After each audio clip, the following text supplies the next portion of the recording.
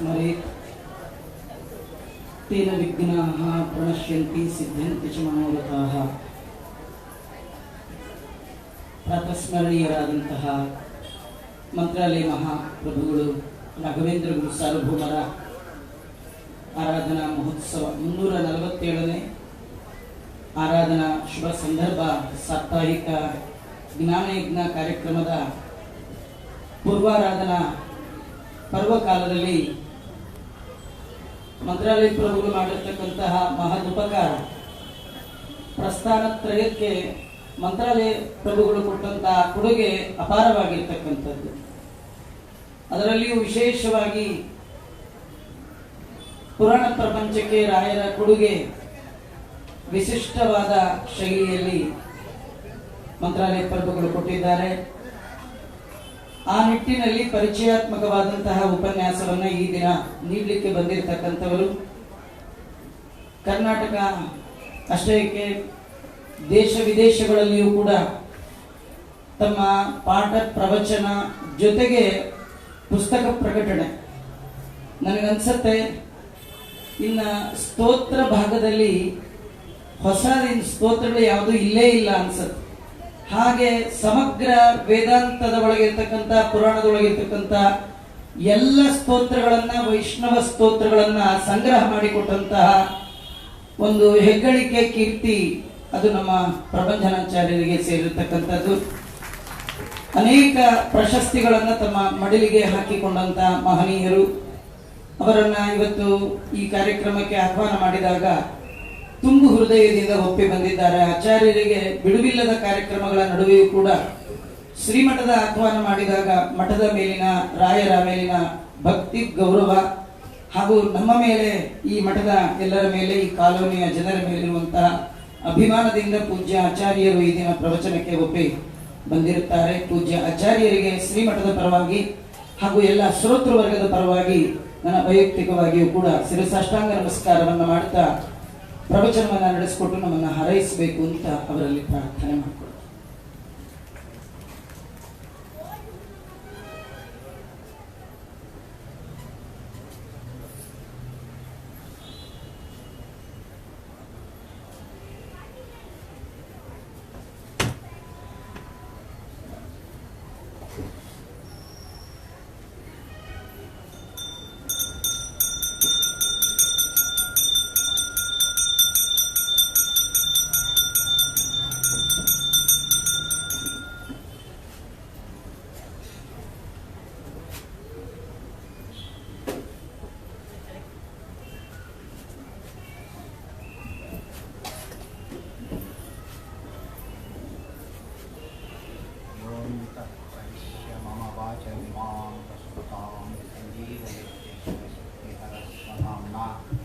अन्यांश्च हस्तचरणश्रवणत्वदादीन् प्राणान् नमो भगवते पुरुषाय तुभ्यं।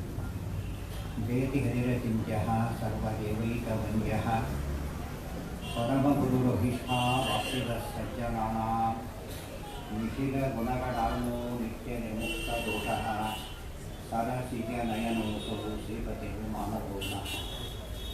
यस्मात् ब्रह्मेन्द्ररुद्रादिदेवतानां श्रेयोऽपि च ज्ञानस्फूर्तिः सदा तस्मै हरये गुरवे नमः। व्यासाय भवनाशाय श्रीशाय गुणराशये हृद्याय शुद्धविद्याय मध्वाय च नमो नमः।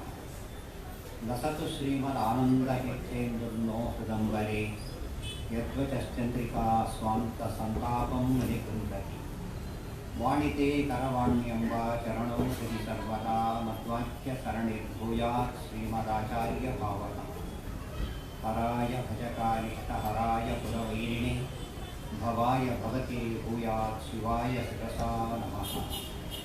इमे साध्या सुरावोहं ईडे चेतोऽभिमानिनः यूयं सर्वे प्रकुरुता ममो मे मध्वभवत्।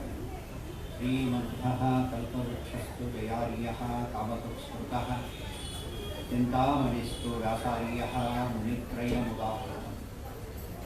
वादिराजगुरुं वन्दे रघुत्तमगुरुं तथा राघवेन्द्रां तथा सर्वान् सद्गुरून् प्रणतोऽस्मि। पूज्याय राघवेन्द्राय सत्यधर्मरताय च भजतां कल्पवृक्षाय नमतां साधके श्रीगुरुभ्यो नमः।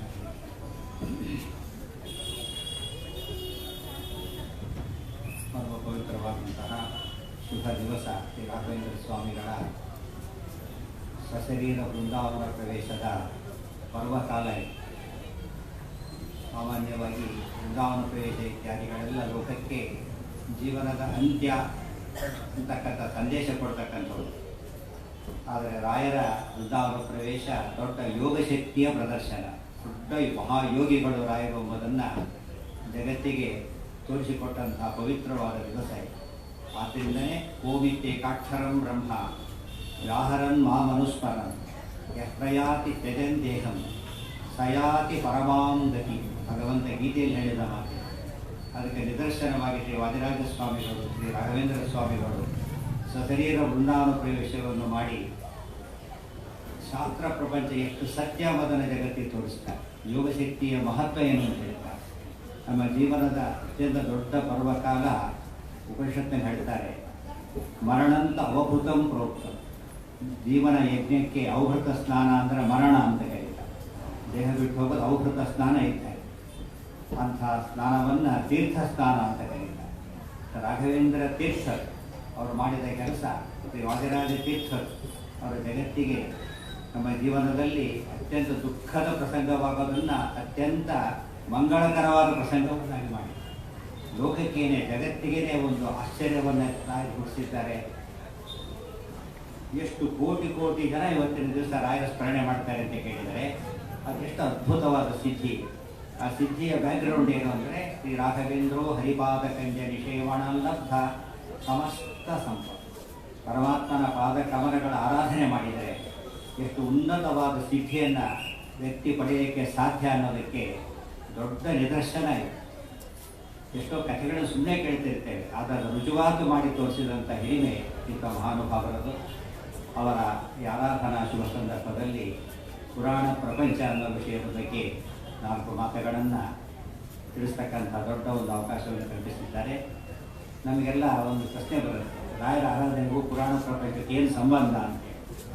ಪುರಾಣಕ್ಕೂ ನಮಗೂ ಸಂಬಂಧ ಇಲ್ಲ ಅಂತ ತಿಳ್ಕೊಂಡಾಗಿದೆ ಇವರು. ಪುರಾಣ ಅಂದರೆ ಸಾಕು ಮಾಡಿ ನೀವು ಪುರಾಣ ಅಂತ ಹೇಳೋದೇ ಪುರುಷನ ಪದ್ಧತಿ.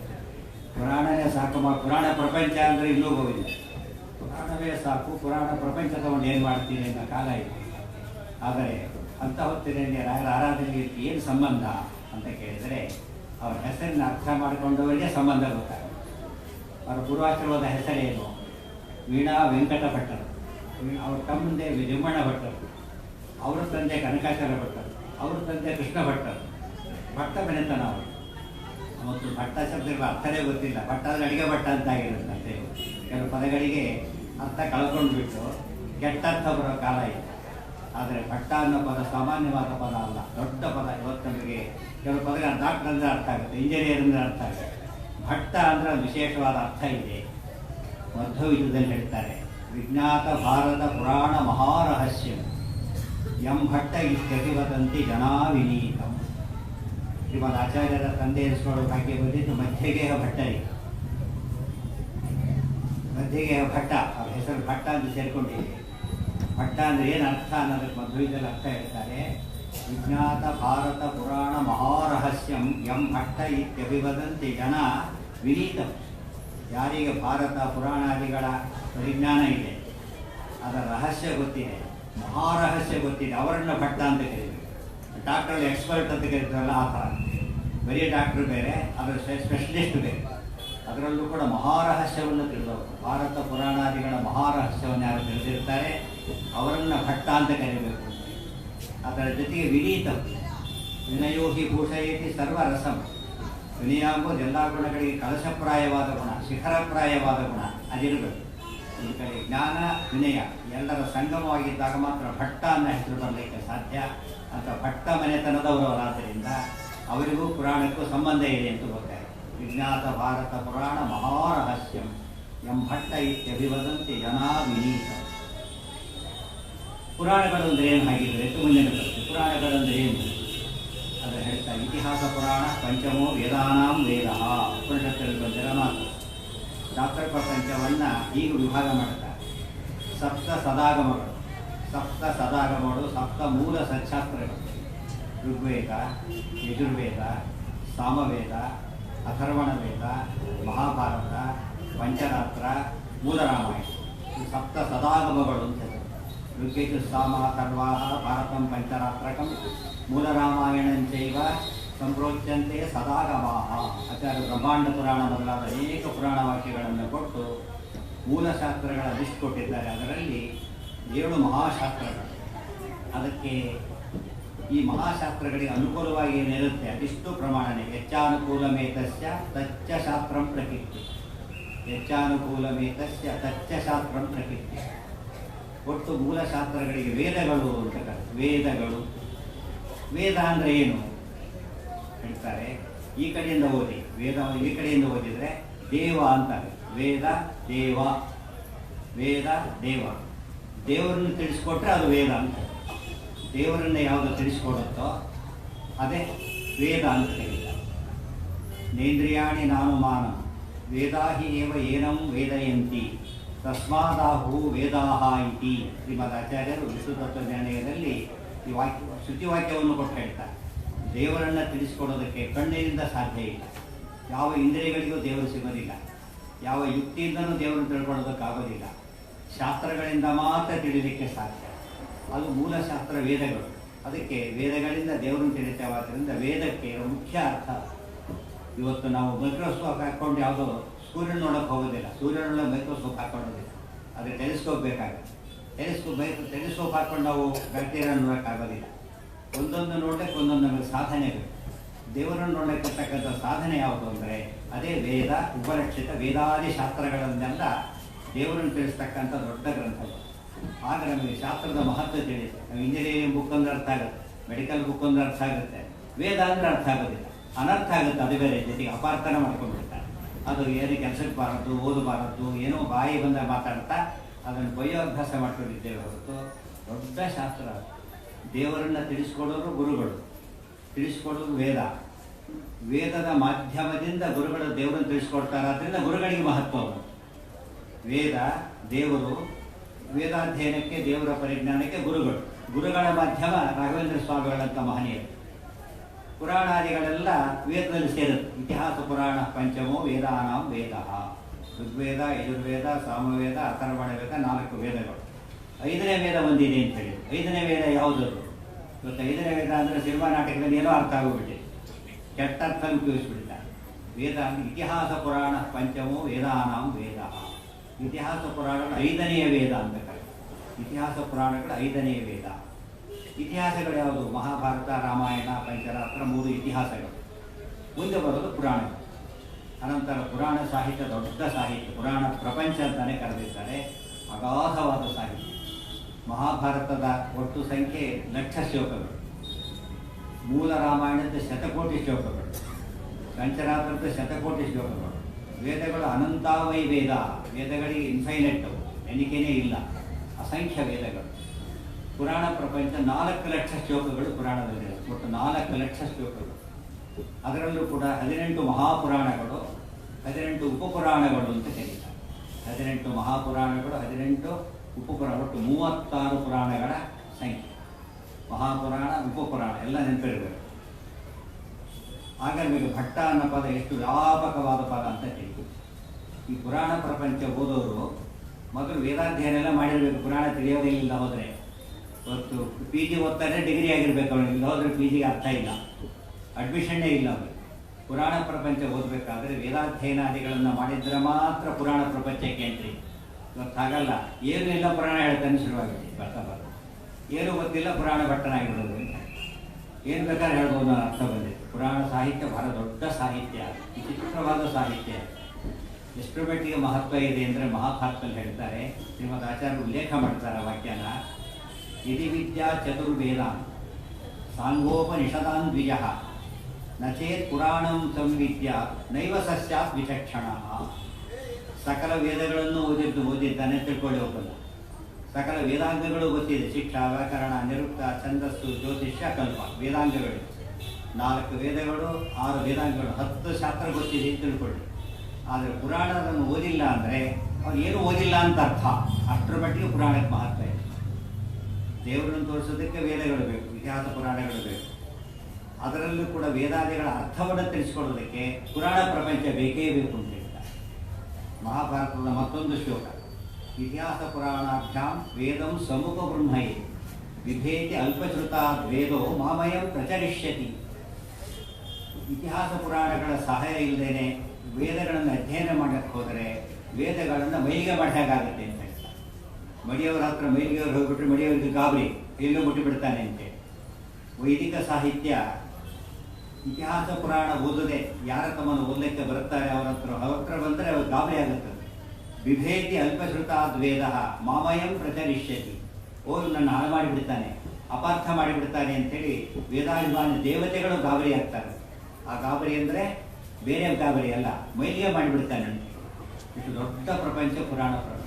ಆ ಪುರಾಣ ಪ್ರಪಂಚ ಸಂಪೂರ್ಣವಾಗಿ ಜನಗಳಿಂದ ದೂರ ಆಗಿ ಹೋಗಿ ಜನಗಳಿಗೆ ಮಹತ್ವನೇ ಗೊತ್ತಿರಲಿಲ್ಲ. ಶ್ರೀಮದ್ ಆಚಾರ್ಯರವರೆಗೆ ಎಷ್ಟು ಜನ ನಮ್ಮ ಶಾಸ್ತ್ರ ಪ್ರಪಂಚಕ್ಕೆ ಭಾಷ್ಯಾದಿಗಳು ಬರೀತೇವೆ ಅಂತ ಹೋದರೂ ಪುರಾಣ ಪ್ರಪಂಚ ಪೂರ್ಣ ದೂರ ಮಾಡಿ ಅದನ್ನು ಸರಿ ಮಾಡಿದ ಮೊಟ್ಟ ಮೊದಲ ಗುರುಗಳು, ಏಕಮಾತ್ರ ಗುರುಗಳು ಅಂದರೆ ನಮ್ಮ ಶ್ರೀಮದ್ ಆಚಾರ್ಯರು.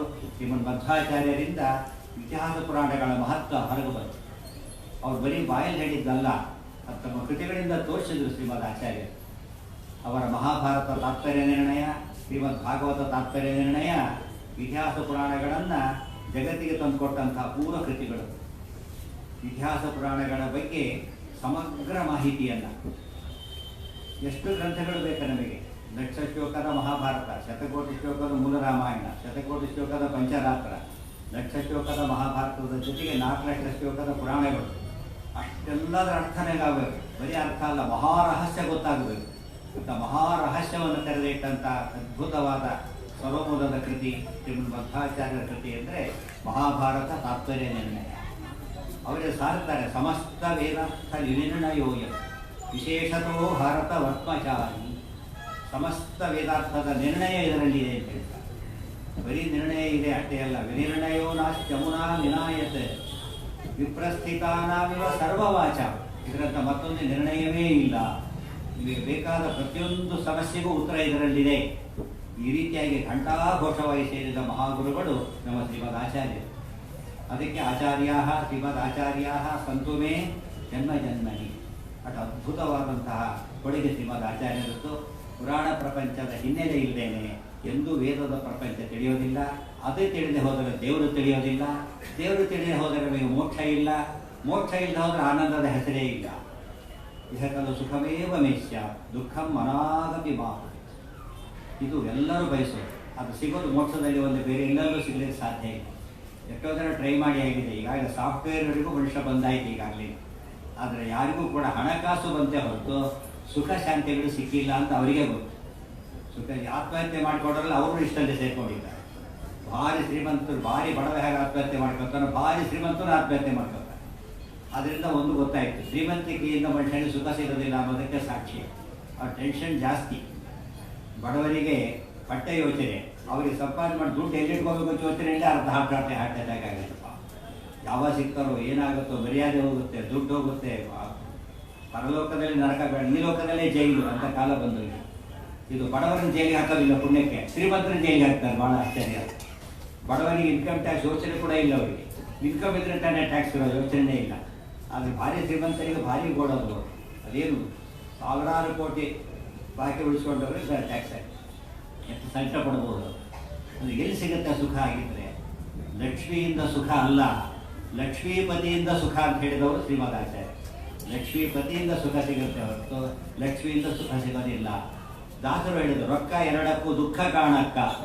ಅದು ಸುಖ ಸಿಗೋದಿಲ್ಲ, ದುಃಖ ಜಾಸ್ತಿ ಆಗುತ್ತೆ ಅಂತ ಹೇಳ್ತಾರೆ. ಇಹ ಪರಕ್ಕೆ ಎರಡಕ್ಕೂ ದುಃಖ ಕಾಣಕ್ಕ.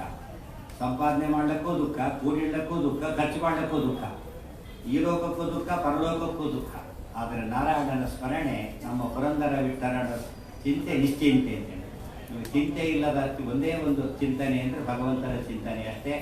ಅಂಥ ಭಗವಂತನ ತಿಳಿಲಿಕ್ಕೆ ಶಾಸ್ತ್ರ ಬೇಕು. ಅಂತಹ ಶಾಸ್ತ್ರ ಪ್ರಭೇದ ಪುರಾಣಗಳು ಸೇರಿವೆ. ಅಂಥ ಪುರಾಣಗಳಲ್ಲಿ 18 ಪುರಾಣಗಳಿವೆ. ಮಹಾಪುರಾಣ 18 ಉಪಪುರಾಣ. ನಮಗೇನು ಅನಿಸುತ್ತೆ, ಸುಮ್ಮನೆ ಪುರಾಣ ಓದಕ್ಕೆ ಹೋಗ್ಬಿಟ್ರೆ ಅಂಗಡಿಯಲ್ಲಿ ಇವತ್ತು ಅನುವಾದ ಸಮೇತ ಬೇರೆ ಸಿಗುತ್ತೆ. ಸುಮ್ಮನೆ ಹೋಗ್ಬಿಟ್ಟು ನಿಮಗೆ ತಲೆ ಬಡವರು ಗೊತ್ತಾಗುತ್ತೆ. ಕಥೆಗಳು ತಮಾಷೆ ಕಥೆ ಕಂಡ ಕಾಣುತ್ತೆ. ಯಾಕೆ ಅಡಗೋದಿದ್ದು ಕಥೆ ಅಂತ ಅಪಹಾಸ್ಯ ಮಾಡಿಬಿಡ್ತಾರೆ, ಹಾಗೆ. ಆದರೆ ಅದನ್ನು ಅರ್ಥ ಮಾಡಿಕೊಂಡ್ರೆ ಗೊತ್ತಾಗುತ್ತೆ. ಅರ್ಥ ಮಾಡಿಕೊಂಡ್ರೆ ಎಷ್ಟು ಭೂತವಾದ ಸಾಹಿತ್ಯ. ಸುಮ್ಮನೆ ಓದುವರಿಗೆ ಬಹುಶಃ ಅತಿ ಸುಲಭವಾದ ಸಂಸ್ಕೃತ ಶ್ಲೋಕ ನಿಮಗೆ ಸಿಗಬೇಕಾದ್ರೆ ಪುರಾಣಗಳಿಗೆ ಹೋಗೋದು. ಅಷ್ಟು ಸುಲಭ ಸಂಸ್ಕೃತ ಎಲ್ಲೆಲ್ಲೂ ಸಿಗೋದಿಲ್ಲ, ಅಷ್ಟು ಸುಲಭ ಸಂಸ್ಕೃತ. ಆದರೆ ಅದರ ಅರ್ಥ ಭಾರಿ ಗಂಭೀರ, ಭಾರಿ ಕ್ಲಿಷ್ಟ. ಅದು ತಿಳ್ಕೊಳ್ಳದೆ ಅವ್ರು ಫೇಲ್ ಆಗಿಬಿಡ್ತಾರೆ. ಮೇಲ್ನೋಟಕ್ಕೆ ಸರ್ ಸುಮ್ಮನೆ ವೈರ್ ನೋಡ್ತೀವಿ, ಏನೋ ವೈರ್ ಅಂತ ಮುಟ್ಟಿದ್ರೆ ಶಾಕ್ ಕೊಡು ಸಾಯ್ತಾನಲ್ಲ, ಹಾಗೆ. ತಾಮ್ರತಂತಿ ಇಷ್ಟೇ ಇಷ್ಟಿದೆ, ದಪ್ಪ ಕೂಡ ಇಷ್ಟೇ ಇಷ್ಟಿದೆ ತಾಮ್ರತಂತಿ. ಇದೇನು ಮಹಾ ಅಂತ ಮುಟ್ಟಿದ್ರೆ ಪ್ರಾಣ ಕಳ್ಕೊಂಡಿರ್ತಾರೆ. ಪುರಾಣ ಪ್ರಪಂಚ ಅಂದರೆ ಭಾರಿ ಎಚ್ಚರಿಕೆಯಿಂದ ಕಾಣಿಸಬೇಕಾದ್ರೆ. ಇವಾಗ ಆಚಾರ್ಯ ಹೇಳ್ತಾರೆ, ಪುರಾಣ ಓದಿರ್ಬೇಕಾದ್ರೆ, ಅರ್ಥ ಮಾಡ್ಕೋಬೇಕಾದ್ರೆ ಭಾಷಾತ್ರಯಂ ನ ಜಾನಾತಿ ರೀತೀನಾಂ ಶತಮೇವ ಚ ಪುರಾಣಾರ್ಥಂ ವದನ್ಯಾತಿ ರೌರವಂ ನಾತ್ರ ಸಂಶಯ. ಪುರಾಣಗಳು ಎಷ್ಟು ಪುಣ್ಯನೋ, ಎಷ್ಟು ನಮಗೆ ಉಪಯುಕ್ತನೋ ಅಷ್ಟೇ ಡೇಂಜರಸ್ ಅಂತ ಹೇಳ್ತಾರೆ. ಕರೆಂಟ್ ಇದ್ದಾಗ ಕರೆಂಟ್ ಬೆಳಕು ಬಂದರೆ ಎಷ್ಟು ಆನಂದ, ಅದೇ ಶಾರ್ಟ್ ಸರ್ಕ್ಯೂಟ್ ಆದರೆ ಯಾವ ಬಾಸ್ಬಿಟ್ಟು ಅವ ಅಂತ ಹೋಗ್ಬಿಡ್ತಾರೆ. ಅದು ಬೆಳಕಿದೆ, ಪ್ರಾಣ ತೆಗೆಯೋ ಶಕ್ತಿನೂ ಅದಕ್ಕೆ. ಹುಷಾರ ಹೇಗೆ ಮುಟ್ತೇವಲ್ಲ ಹಾಗೆ, ಹುಷಾರ ಹೇಗೆ ಹ್ಯಾಂಡಲ್ ಮಾಡ್ತಾರಲ್ಲ ಹಾಗೆ, ಆ ರೀತಿ ಉಪಯೋಗಿಸಿದರೆ ಕರೆಂಟಿಂದ ವಂಡರ್ಸ್ ಮಾಡ್ಬೋದು. ಸ್ವಲ್ಪ ಹೆಚ್ಚು ಕಡಿಮೆ ಆದರೆ ಪ್ರಾಣನೇ ಕಳ್ಕೊಂಡ್ಬಿಡ್ಬೋದು. ಪುರಾಣ ಪ್ರಪಂಚ ಹಾಗೆ. ಅದನ್ನೇ ಆಚಾರ್ಯ ಹೇಳಿದರು. ಬ್ರಹ್ಮ ಪುರಾಣದ ವಾಕ್ಯವನ್ನು ಉಲ್ಲೇಖ ಮಾಡ್ತಾ ಶ್ರೀ ತ್ರಿವಿಕ್ರಮ ಪಂಡಿತಾಚಾರ್ಯರು ಹರಿವಾಯುಸ್ಥಿತಿ ಬರೆದ ಮಹಾನುಭಾವರು ತಮ್ಮ ತತ್ವ ಪ್ರದೀಪದಲ್ಲಿ ಹೇಳ್ತಾರೆ. ಆಚಾರ್ಯರ ಮಾತಿಗೆ ಇನ್ನೊಂದು ಮಾತನ್ನು ಉಲ್ಲೇಖ ಮಾಡ್ತಾರೆ. ಭಾಷಾತ್ರಯಂ ನ ಜಾನಾತಿ ರೀತೀನಾಂ ಶತಮೇವ ಚ ಪುರಾಣಾರ್ಥಂ ವದನ್ಯಾತಿ ರೌರವಂ ನಾತ್ರ ಸಂಶಯ. ರೌರವ ನರಕಕ್ಕೆ ಹೋಗ್ತಾನೆ. ನರಕಕ್ಕೆ ಹೋಗೋರು ಸ್ವರ್ಗಕ್ಕೆ ಹೋಗಬೇಕಾ ಪುರಾಣ ಕೇಳಿ, ವೈಕುಂಠಕ್ಕೆ ಹೋಗಬೇಕಾ ಪುರಾಣ ಕೇಳಿ, ನರಕಕ್ಕೆ ಹೋಗಬೇಕಾ ಪುರಾಣ ಕೇಳಿ. ಇದು ಭಾರಿ ಆಶ್ಚರ್ಯ. ಪುರಾಣ ಕೇಳಿ ಸ್ವರ್ಗಕ್ಕೂ ಹೋಗ್ಬೋದು, ನರಕಕ್ಕೂ ಹೋಗ್ಬೋದು. ಅದು ನಮಗೆ ಅರ್ಥ ಆಗುತ್ತೆ. ಒಂದೇ ಕ್ಲಾಸ್ನಲ್ಲಿ ಒಂದೇ ಟೆಕ್ಸ್ಟ್ ಬುಕ್ನಲ್ಲಿ ಓದಿ ರ್ಯಾಂಕ್ ತೊಗೊಳ್ಬೋದು, ಫೇಲು ಆಗ್ಬೋದು. ಫೇಲ್ ಆಗೋರಿಗೆ ಬೇರೆ ಟೆಕ್ಸ್ಟ್ ಬುಕ್ಕು, ಪಾಸ್ ಆಗೋರಿಗೆ ಬೇರೆ ಟೆಕ್ಸ್ಟ್ ಬುಕ್ ಅಂತ ಇರೋದಿಲ್ಲ. ಅದೇ ಟೆಕ್ಸ್ಟ್ ಬುಕ್ ಓದಿ ರ್ಯಾಂಕ್ ತೊಗೊಳ್ತಾರೆ, ಅದೇ ಟೆಕ್ಸ್ಟ್ ಬುಕ್ ಓದಿ ಫೇಲ್ ಆಗ್ತಾರೆ. ಸೊ ಸ್ವರ್ಗಕ್ಕೆ ಮೋಕ್ಷಕ್ಕೆ ಹೋಗೋರಿಗೆ ಬೇರೆ ಶಾಸ್ತ್ರ ಅಂತಿಲ್ಲ, ಸಮಸ್ಯೆ ಹೋಗೋರಿಗೆ ಬೇರೆ ಶಾಸ್ತ್ರ ಅಂತಿಲ್ಲ. ಒಂದೇ ಶಾಸ್ತ್ರ ಸರಿಯಾಗಿ ಅರ್ಥ ಮಾಡಿಕೊಂಡ್ರೆ ಮೋಕ್ಷ, ತಪ್ಪಾಗಿ ಅರ್ಥ ಮಾಡಿಕೊಂಡ್ರೆ ಸಮಸ್ಯೆ. ಇದು ಅರ್ಥ ಮಾಡಿಕೊಂಡ್ರೆ ಅದಕ್ಕೆ ಉಪನಿಷತ್ ಹೇಳ್ತದೆ. ಶ್ರುತಸ್ಯ ಧಾರ ನಿಶಿತಾ ದುರತ್ಯಯ ದುರ್ಗಂ ಪಥಸ್ತತ್ ಕವಯೋ ವದಂತಿ. ಕಠೋಪನಿಷತ್ ಹೇಳ್ತದೆ, ಕತ್ತಿಯ ಅಲೆಗಿರಿ ಮೇಲೆ ನಡೆದರೆ ಹೇಗೋ ಹಾಗೆ. ಕತ್ತಿಯ ಅಲೆಗಿರಿ ನಡಿಬೇಕು, ಆ ಕಡೆ ಬೇರೆ ದಾರಿ ಇಲ್ಲ, ಆ ಕಡೆ ಹೋಗಬೇಕು. ಕತ್ತಿಯ ಅಲೆಗೆ ಬಿಡ್ತಿನ್ನೇನಿಲ್ಲ. ಅದರಲ್ಲಿ ಹೆಚ್ಚು ಜೋರಾಗಿ ಕಾಲಿಟ್ಟ ಗಾಯ ಆಗಿ ಬಿದ್ದು ಹತ್ತೋಗ್ತಾರೆ, ಮೆಲ್ಲ ಕಾಲಿಟ್ಟ ಬಡ್ಡಿ ಹೊಡಿತಾರೆ. ಗೊತ್ತಾಯ್ತಾ? ಬೀಳೋದು ಗ್ಯಾರಂಟಿ. ಹೇಗಿರಬೇಕು? ಕಾಲು ನೋಯಿಸ್ಕೊಳ್ಳದೆ ಕಾಲಿಗೆ ಗಾಯ ಆಗದಂತೆ ನಡ್ಕೊಂಡು ಹೋಗಬೇಕು. ಎಂಥ ಸರ್ಕಸ್ ಮಾಡೋ ಕೆಲಸ. ಶಾಸ್ತ್ರ ಪ್ರಪಂಚ ಹಾಗೆ. ಸ್ವಲ್ಪ ಹೆಚ್ಚು ಕಡಿಮೆ ಆದರೂ ಕೂಡ ನಮಗೆ ಸನ್ಮಾರ್ಗದ ಬದಲು ದುರ್ಮಾರ್ಗಕ್ಕೆ ಬೀಳ್ತೇವೆ. ಅದಕ್ಕೆ ಪುರಾಣಗಳು ಬೆಸ್ಟ್ ಎಕ್ಸಾಂಪಲ್. ನೋಡೋದಕ್ಕೆ ಏನೇನೋ ಕಥೆಗಳದರೊಳಗೆ. ಸುಮ್ಮನೆ ಕಥೆ ಕೇಳಿದವರಿಗೆ ಕಥೆ ಕೇಳ್ತಿರ್ತೇವಲ್ಲ.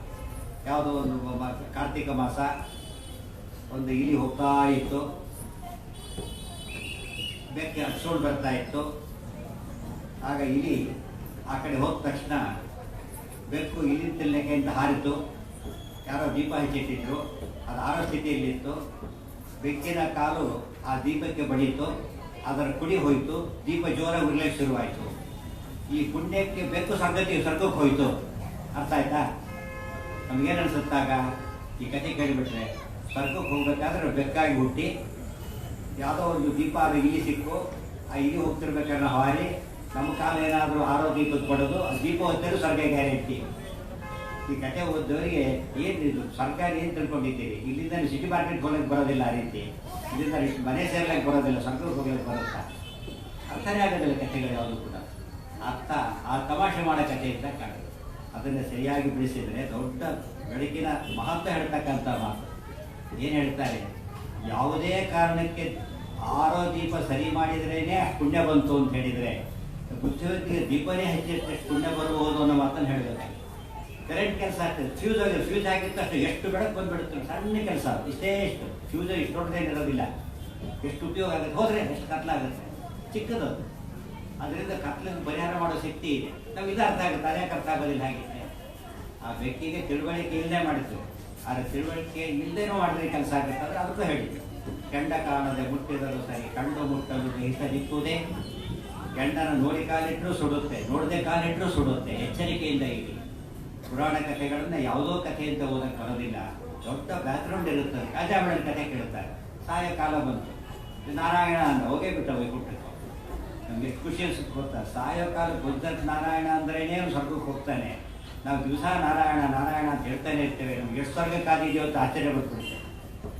ಒಂದು ಪಾಪ ಒಂದು ಸತ್ತಂದ್ರೆ ಅಷ್ಟು ಪಾಪ ಹೋಯ್ತು. ದಿವಸ ನಾವು ನಾರಾಯಣ ಅಂತಿದ್ರೆ ಏಕಾಶಿ ಊಟ ಮಾಡಿದ ನಾರಾಯಣ, ಇಡ್ಲಿ ತಿಂದ ಏಕಾಶಿ ತಿಂದ ನಾರಾಯಣ, ಈರುಳ್ಳಿ ಹುಡಿ ಕೊಡ್ದ ನಾರಾಯಣ. ಏನು ಹೇಳ್ಬೇಕಾದ್ರೆ ಗಜಾಮಣಿಗೆ ತಮಾಷೆ ಕತೆ ಕಂಡಕ್ಕಂತ ಅದು ಬಿಡಿಸಿ ನೋಡಿದಾಗ ಆಚಾರ್ಯ ಬೆರೆದೇ ಹೋಗಿದ್ರೆ ಅಪಾರ್ಥ ಆಗ್ತಿತ್ತು. ಕಷ್ಟ ಬೆರೀತಾರೆ. ಅಭಕ್ತ್ಯೋದಾಹೃತಂ ನಾಮ ನೈವ ಫಲವಾತ್ರು ಭವಿಷ್ಯ. ಆ ಮಾತಿನ ಅಂತರಾರ್ಥ ಆಚಾರ್ಯ ತಿಳಿಸಿದಾಗ ಅರ್ಥ ಆಗುತ್ತೆ. ಎಷ್ಟು ಪುರಾಣದ ಕಥೆ ಎಷ್ಟು ಉಪಯೋಗ ಆಯ್ತದೆ ನೋಡಿ. ಅಪಾರ್ಥ ಮಾಡ್ಕೊಂಡ್ರೆ ಪಾಪ ಜಾಸ್ತಿ ಮಾಡೋದು ಅಭ್ಯಾಸ ಆಗುತ್ತೆ. ಆಚಾರ್ಯ ಸುಮ್ಮನೆ ಕೇಳಿಬಿಟ್ರೆ ಪಾಪಗಳ ಸಂಖ್ಯೆ ಜಾಸ್ತಿ ಆಗಿಬಿಡುತ್ತೆ. ಯಾಕೆ ಸುಲಭವಾಗಿ ಪಾಪ ತಪ್ಪಿಸ್ಕೊಂಡು ಬಂದರೆ ಮಾಡೇ ಶುರು ಮಾಡ್ತಾರೆ. ಆದರೆ ಬ್ಯಾಕ್ಗ್ರೌಂಡ್ ತಿಳ್ಕೊಂಡಾಗ ಪಾಪನೇ ಬಿಡ್ತಾನೆ, ಪ್ರಾಯಶ್ಚಿತ್ತ ಮಾಡೋದು ಸದ್ಯತೆಗೆ ಹೋಗ್ತಾರೆ ಅಂತಾರೆ. ಅರ್ಥವನ್ನು ತಿಳಿಸೋಕೆ ಬೇರೆ, ಅದೇ ಮಹಾರಹಸ್ಯ ಅಂತ ಕರೆದಿದ್ದ ಹಾಗೆ.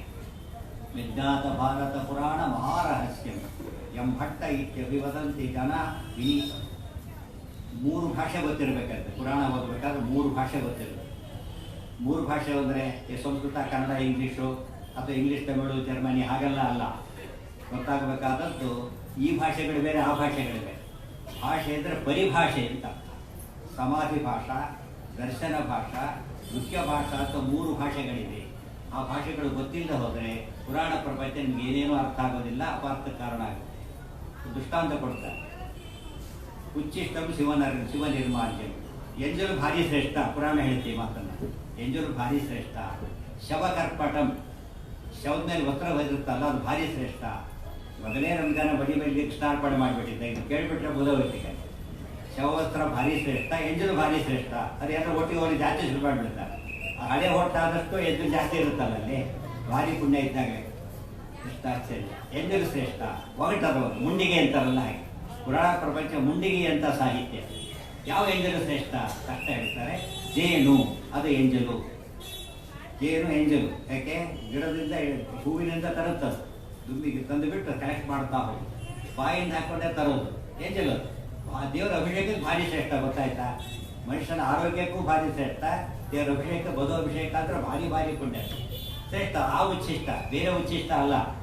ಜನ ಏನು ತಿಳ್ಕೊಂಡು ಈ ಉಚ್ಚಿಷ್ಟ ಅಂತ ತಿಳ್ಕೊಂಡ್ರೆ ಎಷ್ಟು ಅನರ್ಥ ಆಗುತ್ತಾಗ. ಎಲ್ಲ ರೋಗರು ಬಂದು ಸತ್ತು ಹೋಗ್ತಾರೆ. ಉಚ್ಚಿಷ್ಟ ಕೆಟ್ಟದು ಅಂತ ಭಗವದ್ಗೀತೆ ಹೇಳ್ತದೆ.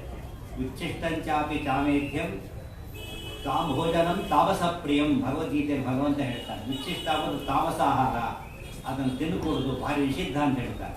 ಪುರಾಣ ಹೇಳುತ್ತೆ ಉಚ್ಚಿಷ್ಟ ಭಾರಿ ಶ್ರೇಷ್ಠ ಅಂತ ಹೇಳಿ. ಅದೇ ಒಗಟು ಮುಂಡಿಗೆ ಇದ್ರೆ ಹಾಗೆ. ಕನಕದಾಸರು ಎಷ್ಟೋ ದಾಸರ ಮುಂಡಿಗಳು ಹಾಗೆ. ಅದನ್ನ ಅರ್ಥ ಮಾಡ್ಕೊಂಡು ಸುಮ್ಮನೆ ಓದಿಬಿಟ್ಟು ಯಂತ್ರಿಕತೆ ಶುರು ಮಾಡಿದರೆ ಅವ್ನಿಗೆ ಕೆಟ್ಟದಾಯ್ತು ಅಂತ ಆಯ್ತಲ್ಲ. ಉಚ್ಚಿಷ್ಟಂ ಉಚ್ಚಿಷ್ಟ ಅಲ್ಲ. ಶವಕರ್ಪಟ, ರೇಷ್ಮೆ ವಸ್ತ್ರ. ರೇಷ್ಮೆ ಹುಡುಗನಿಂದಾನೇ ಬರೋದು, ಅದು ಭಾರಿ ಶ್ರೇಷ್ಠ. ಯಾವುದೋ ಹೇಳಿದವರು ಯಾವುದೋ ಹೆಣ್ಣು ಮೇಲೆ ಹೊಲಿಸಿದ ವಸ್ತ್ರ ಅಂತ ಅರ್ಥ ಅಲ್ಲ ಅವ್ರಿಗೆ. ತಮಾಷೆ ಮಾಡಿ. ಶಿವನಿರ್ಮಾಲ್ಯಂ. ಶಿವನಿರ್ಮಾಲ್ಯ ಅಂತ ಹೇಳಿದರೆ ಅನ್ಯ ದೇವಸ್ಥ ನೈವೇದ್ಯಂ ಭುಕ್ತ ಚಾಂದ್ರಾಯಣ ಅಂತೇಳಿ. ಬೇರೆ ಯಾವ ದೇವ, ಶಿವ ಅಂದರೆ ಶಿವ ಅಷ್ಟೇ ಅಲ್ಲ, ಹರಿವಾಯುಗಳ ಹೊರತು ಬೇರೆ ಯಾರ ನಿರ್ಮಾಲ್ಯ ಕೂಡ ಶ್ರೇಷ್ಠ ಅಲ್ಲ.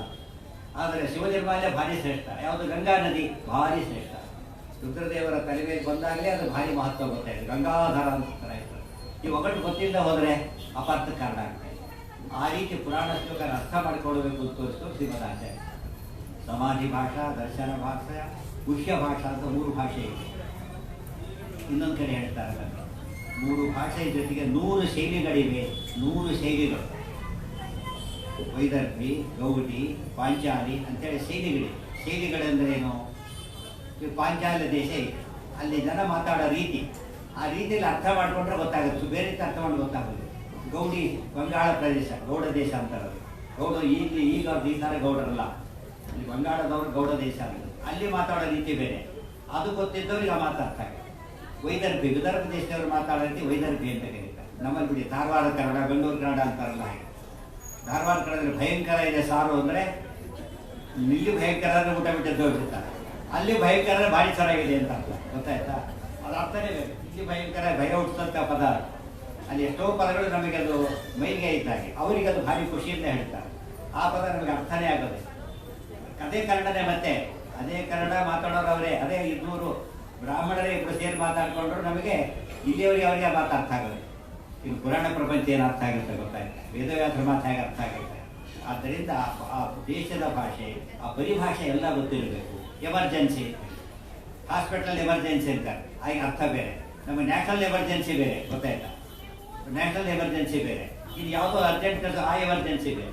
ಎಮರ್ಜೆನ್ಸಿ ಅಂತ ಒಂದೇ ಪದ ಬೇರೆ ಬೇರೆ ಕಡೆ ಅರ್ಥ ಬೇರೆ ಕೊಡ್ತಾ ಹೋಗುತ್ತೆ. ಅದೆಲ್ಲ ಜ್ಞಾನ ಇಲ್ಲದೆ ಹೋದರೆ ಪುರಾಣ ಪ್ರಪಂಚ ಓದಬಾರದು. ಅದಕ್ಕಾಗಿ ತ್ರಿಭಾಷಾಭ್ಯೋ ನ ಜಾನಾತಿ ರೀತೀನಾಂ ಶತಮೇವ ಚ ಪುರಾಣಾರ್ಥಂ ವದನ್ಯಾತಿ ರೌರವಂ ನಾತ್ರ ಸಂಶಯ. ರೌರವ ನರಕ ಆಗತ್ತೆ, ಹುಷಾರಾಗಿ. ಮತ್ತೊಂದು ಶ್ರಾಂತ ಕೊಡ್ತಾರೆ. ಇನ್ನು 7 ಪರಿಭೇದ ವಿಶಿಷ್ಟವಾದಂಥ ನಿರೂಪಣಾ ಪ್ರಭೇದ ಗೊತ್ತಿರಬೇಕು. ಪುರಾಣ ಅರ್ಥ ಮಾಡ್ಕೋಬೇಕಾದ್ರೆ 7 ವಿಶಿಷ್ಟ ನಿರೂಪಣಾ ಪ್ರಭೇದಗಳು. ವ್ಯತ್ಯಾಸ ಪ್ರಾತಿರೋಮ್ಯಂಚ ಗೋಮೂತ್ರಿ ಪ್ರಹಸಸ್ತಥ ಉಕ್ಷಣ ಸುಧರ ಸಾಧು ಸಪ್ತಭೇದಾ ಪ್ರಕೀರ್ತಿತಾ. ಇದೆಲ್ಲ ಮಹಾಭಾರತ ತಾತ್ಪರ್ಯದಲ್ಲಿ ಆಚಾರ್ಯರ ವಿಶೇಷವಾದ ವಿಶ್ಲೇಷಣೆ ಇವೆಲ್ಲ ಕೂಡ. ವ್ಯತ್ಯಾಸ ಪ್ರಾತಿರೋಮ್ಯಂಚ ಗೋಮೂತ್ರಿ ಪ್ರಹಸ ತಥಾ ಉಕ್ಷಣ ಸುಧರ ಸಾಧು ಸಪ್ತಭೇದಾ ಪ್ರಕೀರ್ತಿತಾ. ಹೇಳುವ ವಿಶೇಷ ಶೈಲಿಗಳಲ್ಲಿ 7 ಹೊಸ ಶೈಲಿಗಳಿವೆ. ಅದು ಪರಿಚಯ ಯಾರಿಗಿಲ್ಲ ಅವರಿಗೇನೋ ಅರ್ಥನೇ ಆಗೋದಿಲ್ಲ. ಒಂದು ದೃಷ್ಟಾಂತ ಕೊಡ್ತಾರೆ ಶ್ರೀಮದ್ ಆಚಾರ್ಯ. ಸುಮ್ಮನೆ ಭಾಗವತ ಓದ್ತಾ ಇದ್ದಾರೆ, ಒಂದು ಭಾಗ ಬರುತ್ತೆ. ಕೃಷ್ಣ ಬಲರಾಮರಿಬ್ಬರು ಆಟ ಆಡ್ತಾ ಇದ್ದಾರೆ. 2 ಗುಂಪಾಗಿದೆ, ಕೃಷ್ಣನ ಪಾರ್ಟಿ ಒಂದು, ಬಲರಾಮರ ಪಾರ್ಟಿ ಒಂದು. ಅದರಲ್ಲಿ ಕರಾರ ಏನು ಅಂದರೆ, ಸೋತವ್ರು ಗೆದ್ದವ್ರನ್ನ ಭುಜ ಮೇಲೆ ಕುಡಿಸ್ಕೊಂಡು ಹೋಗ್ಬೇಕು. ಇದು ಪನಿಷ್ಮೆಂಟ್.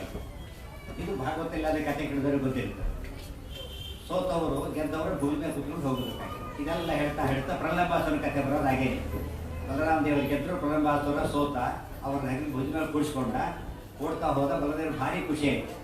ಓಡ್ತಾ ಓಡ್ತಾ ಆಕಾಶಕ್ಕೆ ಹಾರಿಬಿಟ್ಟವನ ಮೇಲೆ. ಆಗ ಗೊತ್ತಾಯ್ತು ರಾಕ್ಷಸ ಅಂತ. ಸ್ವಲ್ಪ ತಡಾರೆ ಎತ್ಕೊಂಡು ಹೋಗೇ ಬಿಡ್ತಾ ಇತ್ತು. ಆಗ ಕೃಷ್ಣ ಕೃಷ್ಣ ಅಂತ ಹೇಳಿದ್ದಕ್ಕೆ ಅವರು ಕೃಷ್ಣ ಉಪದೇಶ ಮಾಡ್ತಾ ತಮ್ಮ ಮೂಲ ರೂಪದ ಶಕ್ತಿ ತೊಗೊಂಡು ಹೊಡೆದ್ರು. ಪ್ರಹ್ಲಾದಾಸರು ಸತ್ತು ಬಿಟ್ಟು. ಇದು ಕಥೆ. ಅಲ್ಲೇ ಒಂದು ಮಾತು ಬರುತ್ತೆ, ಏನು ಗೊತ್ತಾ ಅಲ್ಲಿ ಬರೋದು, ಸುಮ್ಮನೆ ಹೋದ್ರೆ ತಲೆ ಕೆಟ್ಟು ಹೋಗ್ಬಿಡುತ್ತೆ. ಕೃಷ್ಣ ಶ್ರೀರಾಮ ಇಬ್ಬರು ಆಡ್ತಾ ಇದ್ರು. ಕೃಷ್ಣ ಶ್ರೀರಾಮನನ್ನು ಹೊತ್ತ ಅಂತ ಬರುತ್ತೆ. ಕೃಷ್ಣ ಶ್ರೀರಾಮನನ್ನು ಹೊತ್ಕೊಂಡು ಹೋದ. ಭಾಗವತ ಪುರಾಣದ ವಾಕ್ಯ. ಅರ್ಥ ಏನಾಯ್ತು ಹೇಗಿದ್ರೆ, ಈಗ ಸೋತವ್ರು ಗೆದ್ದವ್ರು ನೋಡಬೇಕು ಅಂದರೆ ಯಾರು ಸೋತಾಗಾಯ್ತು. ಈಗ ಕೃಷ್ಣ ಸೋತಾಗಾಯ್ತು. ಆ ಕಥೆ ಕೇಳಿದರೆ ಇಡೀ ಭಾಗವತದ ಕಥೆಯೆಲ್ಲ ಹೋದಾಗ ಲೆಕ್ಕ. ಅರ್ಥನೇ ಇಲ್ಲ ಅದಕ್ಕೆ. ತಕ್ಷಣಾಚಾರ್ಯ ಇದು ಪುರುಷ ವ್ಯತ್ಯಾಸ ಅಂತ ಕೇಳಿ. ಪುರುಷ ವ್ಯತ್ಯಾಸ. ಇದು ಸೋತಿದ್ದು ಶ್ರೀರಾಮನೇ ಕೃಷ್ಣನ್ ಹೊತ್ತಿದ್ದು. ಭಾಗವತ ಪುರಾಣ ಹಾಗೆ ಹೇಳಿಬಿಡುತ್ತೆ. ಪುರಾಣ ತಿಳ್ಕೊಬಾರ್ದು ಅದನ್ನ. ಇರೋದು ವಾಕ್ಯ ಹಾಗೇನೆ. ಈ ರೀತಿ ಸಬ್ಸ್ಟಿಟ್ಯೂಟ್ ಅರ್ಥ ಮಾಡ್ಕೋಬೇಕಾದ್ರೆ ಅದೇನು ಹೇಳಿ ಹರಿವಂಶದಲ್ಲಿ ಹೇಳ್ತಾರೆ. ಈ ರೀತಿ ಹೇಳಿದ್ದು ಅಸುರ ಮೋಹನಕ್ಕೋಸ್ಕರ ಹೇಳಿದ್ದು. ಕೆಲವು ತಪ್ಪು ತಿಳ್ಕೊಳ್ಳಿ ಅಂತಲೇ ಹಾಗೆ ಹೇಳ್ತಾರೆ. ಪುರಾಣ ಪ್ರಪಂಚದಲ್ಲಿ 2 ಉದ್ದೇಶ ಇದೆ.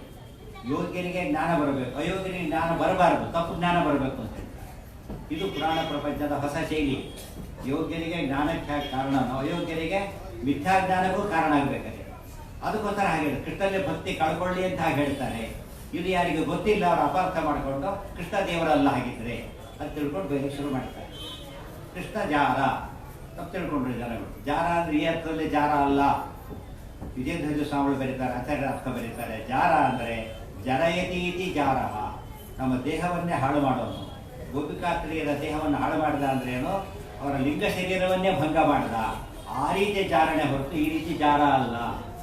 ಕೃಷ್ಣ ಚೋರ ಭಾಗವತ. ಕೃಷ್ಣ ಚೋರ ಆದರೆ ಯಾವ ಚೋರ? ಯಾವುದೋ ಹಣ ಕದ್ದವನಲ್ಲ. ಯಾವುದೋ ಬಾದಾಮಿ ಕಳ್ಳ ಅಂತ ಬಂದಿತ್ತು ನಿನ್ನೆ, ಗೋಡಂಬಿ ಕಳ್ಳ ಅಂತ ಹೇಳಿ, ಅದು ಕದ್ದಿದ್ದಲ್ಲ. ಅಂತ ಕಳ್ತನ ಅಲ್ಲ. ಕೃಷ್ಣ ನವನೀತ ಚೋರ. ಕೃಷ್ಣ ನವನೀತ ಚೋರ. ಅರ್ಥ ಗೊತ್ತಾದ್ರೆ ಖುಷಿ ಆಗ್ತದಾಗ, ದುಃಖನೇ ಆಗೋದಿಲ್ಲ. ನವನೀತ ಅಂದ್ರೆ ಏನು? ಮನಸ್ಸು. ಅದೇ ಭಾಗವತ ಹೇಳಿ. ನಮ್ಮಲ್ಲಿ ಬೆಣ್ಣೆಯಂಥ ಮನಸ್ಸು ಅಂತ ಹೇಳ್ತಾರಲ್ಲ, ನವನೀತ ಅಂದ್ರೆ ಮನಸ್ಸು. ಕೃಷ್ಣ ಏನ್ ಮಾಡಿದ? ನವನೀತ ಚೋರ, ಮನಸ್ಸು ಕದ್ದ. ಗೋಪಿಕಾಸ್ತ್ರೀಯರ ಮನಸ್ಸನ್ನು ಕದ್ದ. ಚಿತ್ತ ಚೋರ ಅದು ಗುಣ, ದೋಷ ಅಲ್ಲ, ಗುಣ. ಯಾವ್ದಾದ್ರು ಪೊಲೀಸ್ ಸ್ಟೇಷನ್ಗೆ ಹೋಗಿ ಕಂಪ್ಲೇಂಟ್ ಕೊಡಿ, ಏನು ಕಳ್ತನ ಮಾಡಿ ಕೇಳಿದ್ರು, ಚಿತ್ತ ಚೋರ ಅಂತ ಕೊಟ್ಟರು. ಏನು ಕಂಪ್ಲೇಂಟ್ ಬುಕ್ ಮಾಡ್ಬೇಕು ಅವ್ರೀಗ? ಅದೇ ಕಥೆ, ಕೃಷ್ಣನ ಕಥೆ. ಅದಕ್ಕೆ ಜಾರೋತ್ವದಲ್ಲಿ ಮಾಡಿದ ಪಾಪಗಳಿಗೆಲ್ಲ ಈ ಗೋಪಿ ಜನ ಜಾರ ಎಂದರೆ ಸಾಲದೆ, ಚೋರತ್ವದಲ್ಲಿ ಮಾಡಿದ ಪಾಪಗಳಿಗೆಲ್ಲ ಈ ನವನೀತ ಚೋರ ಎಂದರೆ ಸಾಲದೆ, ಕ್ರೂರತ್ವದಲ್ಲಿ ಮಾಡಿದ ಪಾಪಗಳಿಗೆಲ್ಲ ಈ ಮಾವನ ಕೊಂದವ ಎಂದರೆ ಸಾಲದೆ. ವ್ಯಾಸರಾಜರು ಎಷ್ಟು ಸುಂದರವಾಗಿ ಬರೀತಾರೆ. ಆಗ ನಮಗೆ ಅರ್ಥ ಆಯ್ತು. ಇಲ್ಲ ಹೋಗಿದ್ದರೆ ಕೃಷ್ಣನ ಬಗ್ಗೆ ಭಕ್ತಿ ಹೋಗಿ ದ್ವೇಷ ಬರ್ತಾ ಇದೆ. ಹೇಳ್ತಾರೆ, ನಾರಾಯಣೋ ನಾಮ ನರೋ ನರಾಣಾಂ ಪ್ರಸಿದ್ಧ ಚೋರ ಕಥಿತ ಪೃಥಿವ್ಯಾಂ ಅನೇಕ ಜನ್ಮಾರ್ಜಿತ ಪಾಪ ಸಂಚಯಂ ಹರತ್ಯ ಶೇಷಂ ಸ್ಮೃತ ಮಾತ್ರ ಏವ. ಇದು ಆಚಾರ್ಯ ಕೃಷ್ಣಾಮೃತ ಮಾಡುವ ಉಲ್ಲೇಖ ಮಾಡಿದ ಇಡೀ ತಾತ್ಪರ್ಯದ ಭಾಗ. ಕೃಷ್ಣ ಕದೀತಾನೆ, ಪಾಪ ಕದೀತಾನೆ, ಪಾಪ ಕದೀತಾನೆ ಅಂದಮೇಲೆ ಅದು ಗುಣನೋ ದೋಷನ ಯೋಚನೆ ಮಾಡಿ. ನಾವು ಅನ್ವಾಂಟೆಡ್ ಥಿಂಗ್ಸ್ ಮನೆ ಮುಂದೆ ಯಾವ ಹೊತ್ಕೊಂಡ್ಬಿಟ್ಟು ಖುಷಿ ಆಗ್ಬಿಡುತ್ತೆ, ಹದ್ದೆ ಒಯ್ದುಬಿಟ್ಟ ಅಂತೇಳಿ. ಮನೆ ಮುಂದೆ ಇಟ್ಟಿದ್ದೇ ಒಯ್ಲಕ್ಕೆ ಯಾರು ಒಯ್ದೆ ಬಿಟ್ಟಿಟ್ಟು ಒಯ್ದಿಲ್ವಲ್ಲ ಅಂತ ಕಾಯ್ತಾ ಕೂತಿರ್ತಾರೆ. ಯಾರು ತೊಗೊಂಡು ಪ್ಯಾಕಿಂಗ್ ಜೋರ ಮಾಡಿರ್ತಾರೆ ತೊಗೊಂಡು ಹೋಗ್ಲಿ ಅಂತೇಳಿ. ಒಳಗಿರೋದು ತ್ಯಾಜ್ಯ ಪದಾರ್ಥ. ಆದರೆ ಭಗವಂತ ನಮ್ಮ ಎಲ್ಲ ತ್ಯಾಜ್ಯ ಒಂದು ಕ್ಷಣಕ್ಕೆ ತೆಗೆದುಬಿಡ್ತಾನಲ್ಲ, ಏನು ಗ್ರೇಟ್ ದೇವರು ಅಂದರೆ ಪಾಪವನ್ನು ಕರೀತಾನೆ. ಅದನ್ನೇ ಶ್ರೀರಾಮ ಸಾರದಲ್ಲಿ ಬೆರೀತಾರೆ ದಾಸರು. ಸದ್ಗುಣವ ಕದ್ದವರ ಅಘವ ಕದಿವನು ಅನಘನೆಂದೆನಿಸಿ. ಸದ್ಗುಣವ ಕದ್ದವರ ಅಘವ ಕದಿವನು ಅನಘನೆಂದೆನಿಸಿ. ಅಘ ಅಂದ್ರೆ ಪಾಪ. ಪರಮಾತ್ಮ ಪಾಪಗಳನ್ನು ಕದೀತಾನೆ ಹೊರತು ಎಂದು ಕೂಡ ಪುಣ್ಯವನ್ನು ವೃದ್ಧಿ ಮಾಡ್ತಾನೆ, ಪಾಪಗಳನ್ನು ಕದೀತಾನೆ. ಅನ್ವಾಂಟೆಡ್ ಥಿಂಗ್ಸ್ನ ಕದ್ರೆ ಅದು ಗುಣ, ದೋಷ ಅಲ್ಲ. ವಾಂಟೆಡ್ ಕದ್ರೆ ಅದು ದೋಷ. ಪರಮಾತ್ಮ ಅನ್ವಾಂಟೆಡ್ ಕದೀತಾನೆ ಅಂದರೆ ಅದು ಗುಣಪೂರ್ಣ ಅಂತ ಅರ್ಥ. ಇಟ್ಟು ಕದ್ದು ಅವನಿಗೆ ಪಾಪ ಬರುತ್ತಾ ಅಂತ ಕೇಳಿದರೆ, ಕದ್ದವನು ಪಾಪ ಒಂದು ಭಕ್ತನ ಕದ್ರೆ ಯಾರ ಹತ್ರ ಹೋಗ್ಬೇಕು? ಕದ್ದವನ ಜೊತೆಗೆ ಹೋಗ್ಬೇಕು.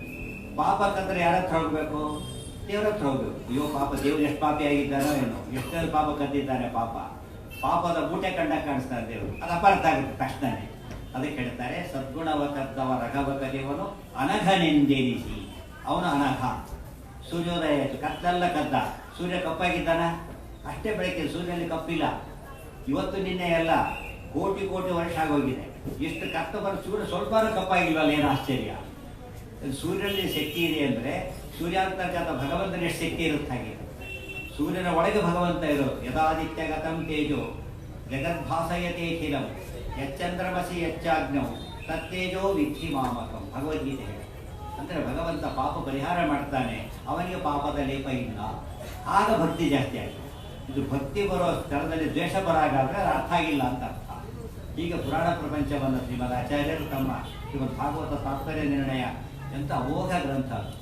ಇಷ್ಟೆಲ್ಲ ತಿಳ್ಕೊಂಡಿರ್ಬೇಕು. ಎಲ್ಲರಿಗಿಂತ ಹೆಚ್ಚಾಗಿ ಬ್ರಹ್ಮಸೂತ್ರಗಳ ಅರ್ಥ ಆಗಿರ್ಬೇಕು ಅವನಿಗೆ.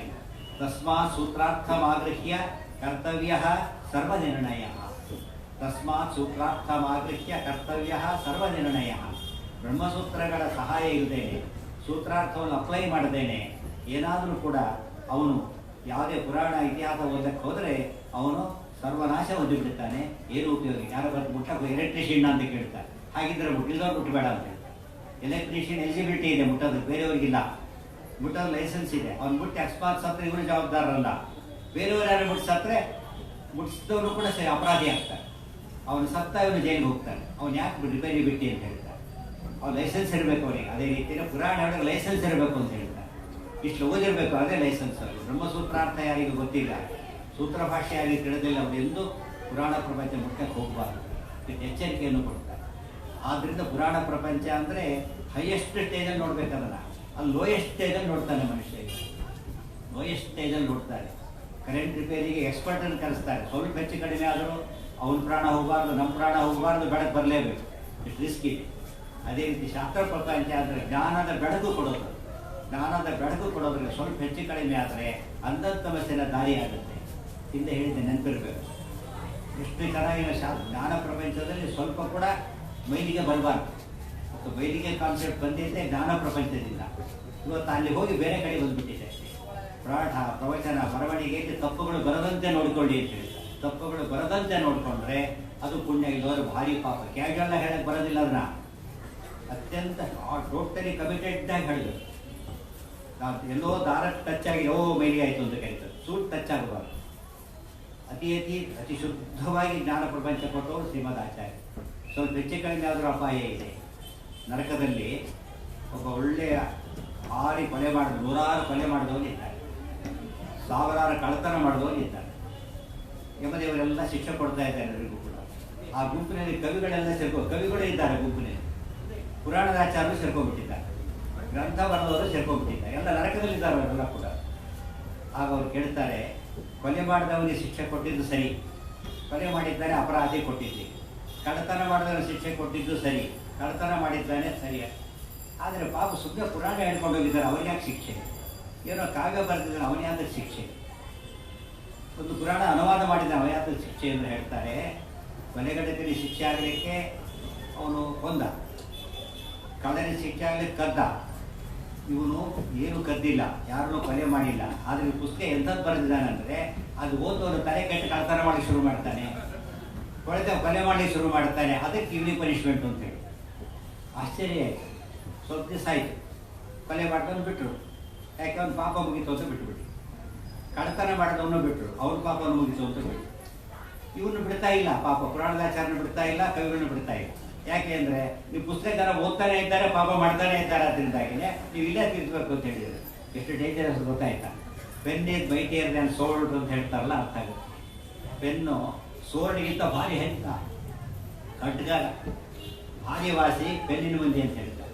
ಸರಿಯಾಗಿ ಬರೆದ್ರೆ ಅದರಿಂದ ಎಷ್ಟು ಜನ ಉಳಿಸ್ಬೋದು, ತಪ್ಪ ಎಷ್ಟು ಜನ ಸಾಯಿಸ್ಬೋದು. ಅದೇ ಆದರೆ ಬಿಡೋದಿಲ್ಲ ಅಂತ ಹೇಳ್ಬಿಟ್ಟು ಆಯ್ತು. ಅವ್ರಿಗೆ ಎಂದು ಯಾವಾಗ ಎಷ್ಟೋ ಜನ ಬಿಡುಗಡೆನೇ ಆಗ್ತಾ ಇಲ್ಲ. ಈಗ ನೀವು ಪುಸ್ತಕ ಓದ್ತಾನೆ ಇದ್ದಾರೆ, ಆದ್ದರಿಂದ ಬಿಡಲು ಸಾಧ್ಯ ಇಲ್ಲ ಅಂತ ಹೇಳಿ ಕೊನೆಗೆ ಒಂದು ಅನೌನ್ಸ್ ಮಾಡಿದ್ದಾರೆ, ನಾಳೆ ಬಿಡುತ್ತೇವೆ, ಈ ಪುಸ್ತಕ ಎಲ್ಲ ಔಟ್ ಆಫ್ ಸ್ಟಾಕ್ ಆಗಿದೆ, ಯಾರು ಓದೋದಿಲ್ಲ, ಈಗ ಪಾಪ ಮಾಡೋದು ನಿಂತೋಗಿದೆ, ನಾಳೆ ಬಿಡ್ತೀವಿ ಅಂತ ಹೇಳಿದ್ರೆ ಭಾರಿ ಖುಷಿ ಆಯಿತು. ಪಾಪ ಎಲ್ಲ ಕಾಯ್ಕೊಂಡು ಕೂತಿದ್ರು, ಪುರಾಣದಾಚಾರರು ಎಲ್ಲ ಕಾಯ್ಕೊಂಡು ಕೂತಿದ್ರು. ಪಾಪ ಬಂದರು, ಅವರು ಬಂದು ಅನೌನ್ಸ್ ಮಾಡಿದ್ರು, ಬಿಡೋದಿಲ್ಲ ಅಂತ ಹೇಳಿದ್ರು. ಮತ್ತೆ ಕಂಟಿನ್ಯೂ ಆಗಿ ಶಿಕ್ಷೆ ಅಂತ ಹೇಳಿ, ಯಾತಕ್ಕೆ ಈ ಪುಸ್ತಕ ರೀಪ್ರಿಂಟ್ ಆಯಿತು, ಮತ್ತೆ ಪಾಪ ಶುರು ಮಾಡ್ತಾರೆ, ಮತ್ತೆ ಇದ್ದಿದ್ದೆ. ಇದು ತಮಾಷೆ ಕಥೆಯಲ್ಲ, ಎಷ್ಟು ಬಡಿಯಾಗಿ ನೋಡಬೇಕು ಅಂತ ಹೇಳಿ. ಆ ರೀತಿ ನೋಡಿದ್ದಕ್ಕೆ ರಾಘವೇಂದ್ರ ಸ್ವಾಮಿಗಳಂತೂ ಲೋಕಮಾನ್ಯರಾಗಿರೋದು. ಅಗಮ್ಯ ಮಹಿಮಾಲೋಕೆ ರಾಘವೇಂದ್ರೋ ಮಹಾಯಶ ಯುದ್ಧೋತ್ಪರಿಜ್ಞೇಯ ಮಹಾವಿಶೇಷ. ನೋಡ್ಬೇಕಂತವ್ರ ಗ್ರಂಥಗಳನ್ನು. ಶ್ರೀಮದ್ ಆಚಾರ್ಯ ಗ್ರಂಥ ಬಿಟ್ಟುಬಿಡಿ, ರಾಯರ ಅವರು ಸಾಕ್ಷಾತ್ ಪೂರ್ಣಪ್ರಜ್ಞರು, ಸರ್ವಜ್ಞರು. ರಾಯರ ಗ್ರಂಥಗಳನ್ನು ಓದಿ. ಉತ್ತಮನೋ ಭಕ್ತಿ ಭೂಯ, ಹೇಳಿದ್ದನ್ನು ಮತ್ತೆ ಹೇಳೋದಿಲ್ಲ. ಕ್ವಚಿತ ಲಿಖಿತಂ ನೈವ ನಿರ್ಮಾಶ್ರೀಯ ಸ್ವ, ಪರದಿಂದ ಅಳಿಸೋದಿಲ್ಲ, ತಪ್ಪೇ ಬರೆಯೋದಿಲ್ಲ. ಎಂಥ ಅದ್ಭುತವಾದ ಸಾಮರ್ಥ್ಯ. ಆಗ ಅವ್ರ ಜ್ಞಾನ ಗೊತ್ತಾಗ್ತದೆ. ಇವತ್ತು ರಾಯರ ಹತ್ರ ಒಬ್ಬರ ನಾನು ಕೆಟ್ಟೆ ಅಂತ ಹೇಳೋ ಒಬ್ಬರು ಸಿಗ್ತಾನ? ಸಾಧ್ಯ ಇಲ್ಲ. ಇವತ್ತು ಎಷ್ಟೋ ಅವ್ರದ್ದು ಎಷ್ಟೋ ಕೆಟ್ಟೆ ಅಂತ ಹೇಳೋ ಜನ ಎಷ್ಟು ಜನ ಈಗ ಪಾಪ್ಯುಲರ್ ಆಗ್ತಾ ಇದ್ದಾರೆ. ಆದರೆ ರಾಯರು ಬಂದರೆ ಯಾರಿಗೂ ನೋವು ಉಂಟು ಮಾಡೋದು, ಒಂದೇದನ್ನೇ ಮಾಡಬೇಕು. ಅದನ್ನ ಕಲ್ತ್ಕೊಂಡು ರಾಯರ ಭಕ್ತರಾಗಿದ್ದಕ್ಕೆ ಮೊದಲ ಸಾಕ್ಷಿ.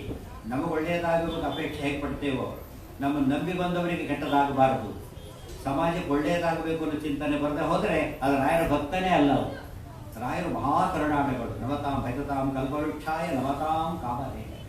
ಈ ಮಾತನ್ನು ಜೀವನದಲ್ಲಿ ಹೇಗೆ ಅವರು ಪರಿಮಳ ಪ್ರಸಾದ ಶುದ್ಧವಾಗಿ ಕೊಡೋದು ಪ್ರಯತ್ನ ಮಾಡಿದ್ರಲ್ಲ, ಪರಿಮಳ ಗ್ರಂಥ ಹಾಗೆ ಬರೆದರು. ಅದು ಏನು ಆಶ್ಚರ್ಯ ಅಂತ ಮಹಾನುಭಾವರು ಹೇಳ್ತಾರೆ. ಮಡಿ ಬಂದರೆ 100% ಮಡಿ ಅಂದರೆ ನೋಡಬೇಕು ನಮ್ಮ ಶಾಸ್ತ್ರಗಳು. ಯಾರು ಅಷ್ಟು ಕಮಿಟೆಡ್ ಬರೀಲಿಕ್ಕೆ ಸಾಧ್ಯ? ಹರಿದಾಸರು ಬರೀತಾರೆ, ಒಂದು ಚೂರು ತಪ್ಪು ಬರೆಯೋದಿಲ್ಲ, ಕನ್ನಡದಲ್ಲಿ ಬರೀತಾರೆ. ಮತ್ತೆ ಕನ್ನಡ ಭಾಷೆಗೆ ಪಾವಿತ್ರ್ಯ ತಂದುಕೊಟ್ಟ ವಿಶಿಷ್ಟ ಶ್ರೇಷ್ಠ ದಾಸ ಸಾಹಿತ್ಯ. ಅವರೇ ಹೇಳ್ತಾರೆ, ಮಳೆಯ ನೀರು ಓಣೆಯಲು ಪರಿಯಲು ಬಳಸಲು ಊರೊಳಗಿದ್ದ ಜನರು, ಆ ಜನವು ಹೆದ್ದೊರೆ ಗೂಡೆ ಮಜ್ಜನ ಪಾನಗೈದವರು, ಕಲುಷ ವಚನಗಳ ಆದರಿವು ಬಾಂಗೊಡೆಯ ಪೆತ್ತನ ಪಾದ ಮಹಿಮಾ ಜನದಿ ಪೊಕ್ಕದರಿಂದ ಮಾಂಡಪರೇ ಮಹೀಸುರರು. ನಮಗೆ ಗೊತ್ತಿಲ್ಲ, ಕುಡಿಯೋ ನೀರು ಶುದ್ಧವಾಗಿರಬೇಕು, ತಿನ್ನೋ ಅನ್ನ ಶುದ್ಧವಾಗಿರಬೇಕು, ಬಿಸಿ ಊಟ ಆಸ್ಪತ್ರೆಗೆ ಅಂತ ಓದ್ ಬರಬಾರ್ದು. ಯೋಚನೆ ಮಾಡ್ತೇವೆ. ತಲೆಗೆ ಬಿದ್ದ ವಿಚಾರ ಪರಿಶುದ್ಧವಾಗಿರಬೇಕು. ವಿಚಾರ ಶುದ್ಧಿಗೆ ಪರಮಾವಧಿ ಬೆಲೆ ಕೊಟ್ಟಂಥ ಏಕಮಾತ್ರ ಶ್ರೀಮದ್ ಆಚಾರ್ಯರು ಒಬ್ಬರೇ. ಶುದ್ಧೇ ಭಾಗವತೆ ಧರ್ಮೇ ನಿರತೋ ಯದೃಕೋದರ. ಒಂದು ಅಕ್ಷರ ಹೆಚ್ಚು ಕಡಿಮೆ ಆಗಬಾರ್ದು. ರಾಯರು ಶ್ರೀಕಾರಾಯರ ಬಗ್ಗೆ ಹೇಳ್ತಾರೆ, ಪ್ರತ್ಯಕ್ಷರಂ ಪ್ರತಿಪದಂ ಅನೇಕಾಕೂತಿ ಗರ್ಭಿತ ಪ್ರತಿಭಾತಿ ಸುಧಾ ಅಥಾಪಿ ಗ್ರಂಥಾಲ್ಪತ್ವಾಯ ನೋಚ್ಯತೆ. ಸುಧಾ ಗ್ರಂಥ ಪ್ರತ್ಯಕ್ಷರ ಪ್ರತಿಪದದಲ್ಲಿ ವೈಶಿಷ್ಟ್ಯ ಇದೆ. ರಾಯರು ಜಯತೀರ್ಥರ ಬಗ್ಗೆ ಹೇಳಿದ ಮಾತಿದು. ಈ ಗ್ರಂಥ ಹೇಗೆ ಬರೀಬೇಕು ಅರ್ಥ ಮಾಡ್ಕೋಬೇಕಾಗ್ತದೆ. 1000 ತಪ್ಪಿದ್ರೂ ಪರವಾಗಿಲ್ಲ, ಅವೆಲ್ಲ ಇಲ್ಲ. ಒಂದು ತಪ್ಪಿದ್ರೂ ಕೂಡ ಆ ತಪ್ಪು ಸಮಾಜಕ್ಕೆ ತಪ್ಪು ಮಾರ್ಗ ಕೊಡುತ್ತೆ. 1000 ಜನ ಹಾಳಾಗ್ತಾರೆ, ಪರಂಪರೆ ಬೆಳೆಯುತ್ತೆ, ತಪ್ಪಿನ ಪರಂಪರೆ ಬೆಳೆಯುತ್ತೆ, ಬೆಳಿಬಾರದಾಗೆಲ್ಲ ಕೂಡ. ಅದಕ್ಕೆ ಸಂಪ್ರದಾಯಾರ್ಥ ಕೋವಿದಾನ್. ರಾಯರು ವ್ಯಾಸರಾಯರನ್ನು ಕೊಂಡಾಡಬೇಕಾದ್ರೆ ಪದವಾಕ್ಯ ಪ್ರಮಾಣ ಜ್ಞಾನ ಸಂಪ್ರದಾಯಾರ್ಥ ಕೋವಿದಾನ್ ವ್ಯಾಸತೀರ್ಥ ಮುನೀನ್ ಸೇವೆ ಗುರುವಾದಿ ಪಡಿಪಕ್ಷಿಪಾನ್ ಅಂತ ತಮ್ಮ ಸ್ತೋತ್ರ ಮಾಡ್ತಾರೆ. ನಮಗದು ಗೊತ್ತಾಗಿಲ್ಲ. ಸಂಪ್ರದಾಯದ ಮಡಿ ಹೊರಗಿನ ಮಡಿ ಎಲ್ಲ ಮಾಡೋದು ಯಾತಕ್ಕೆ ಅಂದರೆ ಒಳಗಿನ ಮಡಿ ಸರಿ ಇರಲಿ ಅಂತ ಹೇಳಿದ್ರು. ಮತ್ತು ಒಳಗಿನ ಮಡಿ ಮಿಸ್ ಆಗಿಬಿಟ್ಟು ಹೊರಗಿನ ಮಡಿ ಉಳ್ಕೊಂಡ್ರೆ ಮಡಿ ಅಂತ ಕರೆಯೋದಿಲ್ಲ. ಪ್ಯಾಕಿಂಗ್ ಭಾರಿ ಚೆನ್ನಾಗಿದೆ, ಒಳಗೆ ಪದಾರ್ಥನೇ ಕೆಟ್ಟೋಗಿದೆ. ಹಾಗಾಗಿ ಪ್ಯಾಕಿಂಗ್ ಸರಿಯಾಗಿದ್ದರೆ ಬೆಲೆ ಅಲ್ಲ, ಪದಾರ್ಥ ಸರಿ ಇರಬೇಕು. ಒಳಗೆ ಪದದ ಅರ್ಥ ಸರಿ ಇರಬೇಕು, ಪದಾರ್ಥ ಸರಿ ಇರಬೇಕು. ಪದಾರ್ಥ ಅಂದರೆ ವಸ್ತು, ಪದ ಅರ್ಥ ಅಂದರೆ ಪದಗಳ ಅರ್ಥ, ಎರಡೂ ಸರಿ ಇರಬೇಕು. ಆ ಒಂದು ನಿಷ್ಠೆಯನ್ನು 100ಕ್ಕೆ 100ರಷ್ಟು ಕಂಡಾಗ ಮಾತ್ರ ನಮಗೆ ಪುರಾಣ ಪ್ರಪಂಚದ ವೈಶಿಷ್ಟ್ಯ ಗೊತ್ತಾಗುತ್ತೆ. ಹಾಗೆ ತೋರಿಸಿದ್ರು ಶ್ರೀಮದ್ ಆಚಾರ್ಯ. ಎಂಥ ಮಹಿಮೆ! ಪುರಾಣ ಪ್ರಪಂಚದಲ್ಲಿ ಇಲ್ಲದೇ ಇರೋ ವಿಷಯಗಳೇ ಇಲ್ಲ. ಎನ್ಸೈಕ್ಲೋಪೀಡಿಯಾ ಅಂದ್ರೆ ಇವತ್ತು ಬರೀ ಏನು ಗೊತ್ತಿಲ್ಲ. ಕರೆದು ಓದ್ತಾರೆ, ಏನೇನು ಅರ್ಥ ಆಗಲ್ಲ, ಉಚಿತನ ಅಂತ ತಿಳ್ಕೊತಾರೆ. ಎಕ್ಸ್ಪರ್ಟ್ ಅವ್ರಿಗೆ ಹಬ್ಬ ಎಂಥ ರೆಫರೆನ್ಸ್ ಅಂತ ಅರ್ಥ ಮಾಡ್ತಾರೆ. ಯೋಗ್ಯತೆ ಬೇಕಾಗ್ತದೆ. ಇವತ್ತು ಪುರಾಣ ಪ್ರಪಂಚ ಎಷ್ಟಿದೆ, ಸೃಷ್ಟಿ ವಿಚಾರ ಬೇಕಾ, ತೀರ್ಥಕ್ಷೇತ್ರ ವಿಚಾರ ಬೇಕಾ, ವ್ರತೋಪವಾಸ ಬೇಕಾ, ಎಲ್ಲ ಸಿಗೋದು ಪುರಾಣಗಳಲ್ಲೇ. ದ್ವಾರಕಾ ಮಹತ್ವ ಗೊತ್ತಾಗಬೇಕಾದ್ರೆ ನಮಗೆ ಎಲ್ಲೂ ಗೊತ್ತಾಗೋದಿಲ್ಲ, ಪುರಾಣ ಪ್ರಪಂಚನೇ ಗೊತ್ತಾಗುತ್ತೆ. ಏಕಾದಶಿ ಮೇಲೆ ಗೊತ್ತಾಗಬೇಕಲ್ಲ, ಎಲ್ಲೂ ಸಿಗೋದಿಲ್ಲ. ವೇದಗಳಲ್ಲಿ ಹೇಳ್ಬಿಡ್ತಾರೆ, ಅನಂತ ವೇದಗಳು ಯಾರು ಹುಡ್ಕೊಂಡು ಕೊಡಬೇಕು. ಈ ಮತ್ತೆ ವಿಸ್ತಾರ ಸಿಗಬೇಕಾ, ಪುರಾಣ ಪ್ರಪಂಚಕ್ಕೆ ಬರುತ್ತೆ. ಸಂಗ್ರಹ ಸಿಗಬೇಕಾ, ಕೃಷ್ಣಾವೃತ ಮಹಾನವಾದ ಆಚಾರ್ಯ ಗ್ರಂಥಕ್ಕೆ ಹೋಗ್ಬೇಕು. ವಿವರಣೆ ಬೇಕಾ, ರಾಯನಂತವರ ಗ್ರಂಥಗಳಿಗೆ ಹೋಗ್ಬೇಕು. ಈ ರೀತಿಯಾದ ವಿಚಾರ ಶುದ್ಧಿನ ಏನು ಮೇಂಟೈನ್ ಮಾಡಿದ್ರಲ್ಲ, ಅದು ನಿಜವಾದ ಅರ್ಥದಲ್ಲಿ ಜ್ಞಾನ ಪ್ರಪಂಚವನ್ನು ಅತ್ಯಂತ ಶುದ್ಧವಾಗಿ ನೋಡಿದಂಥ ಹಿರಿಮೆ ಇಡೀ ನಮ್ಮ ಶ್ರೀಮದ್ ಆಚಾರ್ಯರ ಪರಂಪರೆಯದು. ಅಂಥ ಶುದ್ಧೀಕರಣಕ್ಕೆ ಅವರ ಮಹಾಭಾರತ ತಾತ್ಪರ್ಯ ನಿರ್ಣಯ, ಶ್ರೀಮದ್ ಭಾಗವತ ತಾತ್ಪರ್ಯ ನಿರ್ಣಯ ಎರಡು ದೊಡ್ಡ ಕಣ್ಣುಗಳು. ಪುರಾಣ ಸ್ಥಾನ ಪಾಂಥಾನ ಅಭಾಷಾತ್ರಯ ವೇದಿನ ಭವತಾ ಸುಸಖಾ ಚಕ್ರೆ ಶ್ರೀ ಭಾಗವತ ನಿರ್ಣಯ. ಏನು ಹೇಳಿದ್ದು, ಪುರಾಣ ಪ್ರಕರಣ ಗಾಬರಿ ಹುಟ್ಟಿದ್ದಾರೆ ನಮಗಾಗಲೇನೆ. 3 ಭಾಷೆ ಗೊತ್ತಿರಬೇಕು, 3 ಶೈಲಿ ಗೊತ್ತಿರಬೇಕು, 7 ಭೇದ ಗೊತ್ತಿರಬೇಕು, ಬ್ರಹ್ಮಸೂತ್ರ ಗೊತ್ತಿರಬೇಕು, ಮುಖ್ಯ ಸಂಸ್ಕೃತ ಗೊತ್ತಿರಬೇಕು. ಏನು ಗೊತ್ತಿದ್ದರೂ ಪುರಾಣ ಪ್ರಪಂಚ ಕೈ ಹಾಕಿರೋದು. 100ಕ್ಕೆ 99 ಪಾಲು ಜನ ಪುರಾಣ ಪ್ರಪಂಚದ ಬಗ್ಗೆ ಮಿನಿಮಮ್ ಕ್ವಾಲಿಫಿಕೇಶನ್, ಸಂಸ್ಕೃತ ಜ್ಞಾನ ಕೂಡ ಇರೋದು.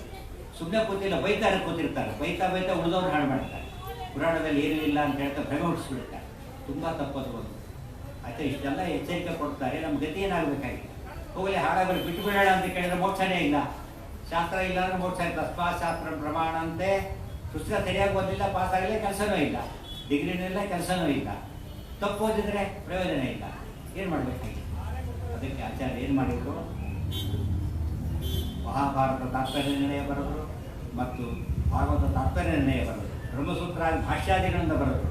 ಪೂರ್ಣದಲ್ಲಿ ರಕ್ಷಾ ಕವಚ ಕೊಟ್ಟರು. ಆದ್ದರಿಂದ ಮಾಧ್ವರು, ವೈಷ್ಣವರು ಪುರಾಣ ಹೇಳ್ತಾರೆ ಅಂದರೆ ಅವ್ರು 100% ಸರಿ ಹೇಳ್ತಾರೆ ಅಂತ ಅರ್ಥ ಅಂತ ಜನ ನಂಬಿರ್ತಾರೆ. ಅದು ಉಳಿಸ್ಕೋಬೇಕು ನಾವು ಅಷ್ಟೇ. ಇಲ್ಲ ಹೋದರೆ ಆಚಾರ್ಯ ಮಾಡಿದ ಅನ್ಯಾಯ ಆಗುತ್ತೆ, ದ್ರೋಹ ಆದಾಗ.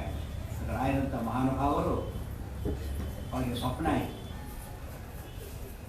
ಗುರುಗಳು ಕರೆದರು, ವೆಂಕಟಭಟ್ಟರೇ ನಿಮಗೆ ಸನ್ಯಾಸ, ನಿಮಗೆ ಪೀಠ ಅಂತ. ಇವತ್ತು ನಿಮಗೆ ಸನ್ಯಾಸ, ನಿಮಗೆ ಪೀಠ ಅಂದರೆ ಜನ ಹುಚ್ಚು ಕುಡಿದು ಹೋಗ್ಬಿಡ್ತಾರಂಥ ಕಾಲ ಇತ್ತು. ನಮ್ಮನ್ನು ಬಿಟ್ಟು ಪೀಠಾಧಿಕಾರಿ ಬೇರೆ ಅಧಿಕಾರಿಗಳೇ ಇಲ್ಲ ಅಂತ ಕೊಡೋ ಜಾಗ ಇತ್ತು. ರಾಯರು ವೆಂಕಟನಾಥರು ಅವ್ರು ಕೂಡ ಹೇಗೆ ಗುಡಿಸಿದ್ದಾರೆ ಸುಧೀಂದ್ರ ಸ್ವಾಮಿಗಳು. ರಾಯರಲ್ಲಿ ಏನೇನು ಆಶ್ರಮದ ಆಸ್ತಿ ದೃಷ್ಟಿಯಿಂದ ಏನೇ ಆಸ್ತಿ ಅಂದರೆ ಅವರಿಗೆ ನಾಸ್ತಿನೇ, ಏನೇನೇನೇನೂ ಇಲ್ಲ. ಚಿಹ್ನೆ ವಸ್ತ್ರೇ ಭಿನ್ನ ಪಾನೀಯ ಪಾತ್ರೆ ಕೋಶ ಅಂಥವ್ರು ಯಾರು ಸಿಗಲಿಕ್ಕೆ ಸಾಧ್ಯ. ಇವತ್ತು ಒಬ್ಬನ ಅಂಥವ್ರಿಲ್ಲ. ರಾಯರಿಗೆ ಪುರಾಶ್ರಮದಲ್ಲಿ ದಾರಿದ್ರ್ಯ ಇತ್ತಲ್ಲ, ಅಂತ ದಾರಿದ್ರ್ಯ ಒಬ್ಬರಿಗೂ ಇಲ್ಲ ಇವತ್ತು. ನಿಜವಾಗ್ಲೂ ಹೇಳ್ಬೇಕು, ಇದ್ದರೆ ಸತ್ತೋಗಿರ್ತಾರೆ, ಇನ್ನೊಬ್ರು ಕೊಲೆ ಮಾಡಿರ್ತಾರೆ ಅಷ್ಟೇ. ಇಲ್ಲ, ಸಾಧ್ಯ ಇಲ್ಲ.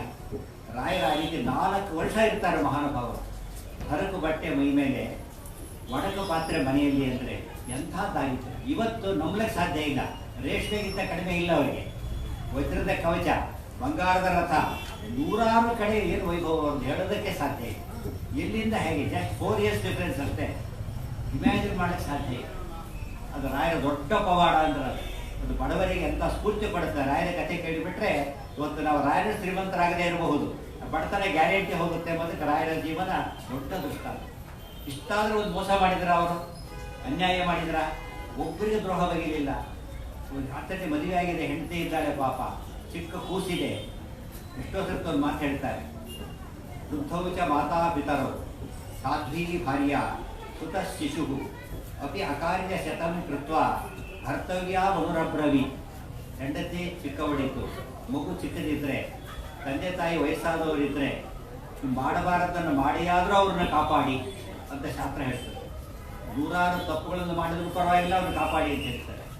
ರಾಯರಿಗೆ ಇವತ್ತು ವೃದ್ಧಾಶ್ರಮ, ತಂದೆ ತಾಯಿ ವೃದ್ಧಾಶ್ರಮ ಆಗ್ತದೆ, ಹೆಂಡತಿಗೆ ಡೈವರ್ಸು, ಮಕ್ಕಳನ್ನ ಅನಾಥಾಶ್ರಮ, ತಂದೆ ತಾಯಿ ವೃದ್ಧಾಶ್ರಮ, ಮಕ್ಕಳ ಅನಾಥಾಶ್ರಮ, ಇವರಿಗೆ ಹೆಂಡತಿ ಡೈವರ್ಸ್, ಕತೆ ಮುಗಿದೋಯ್ತು. ಇಂಥ ಕಾಲ ಇತ್ತು.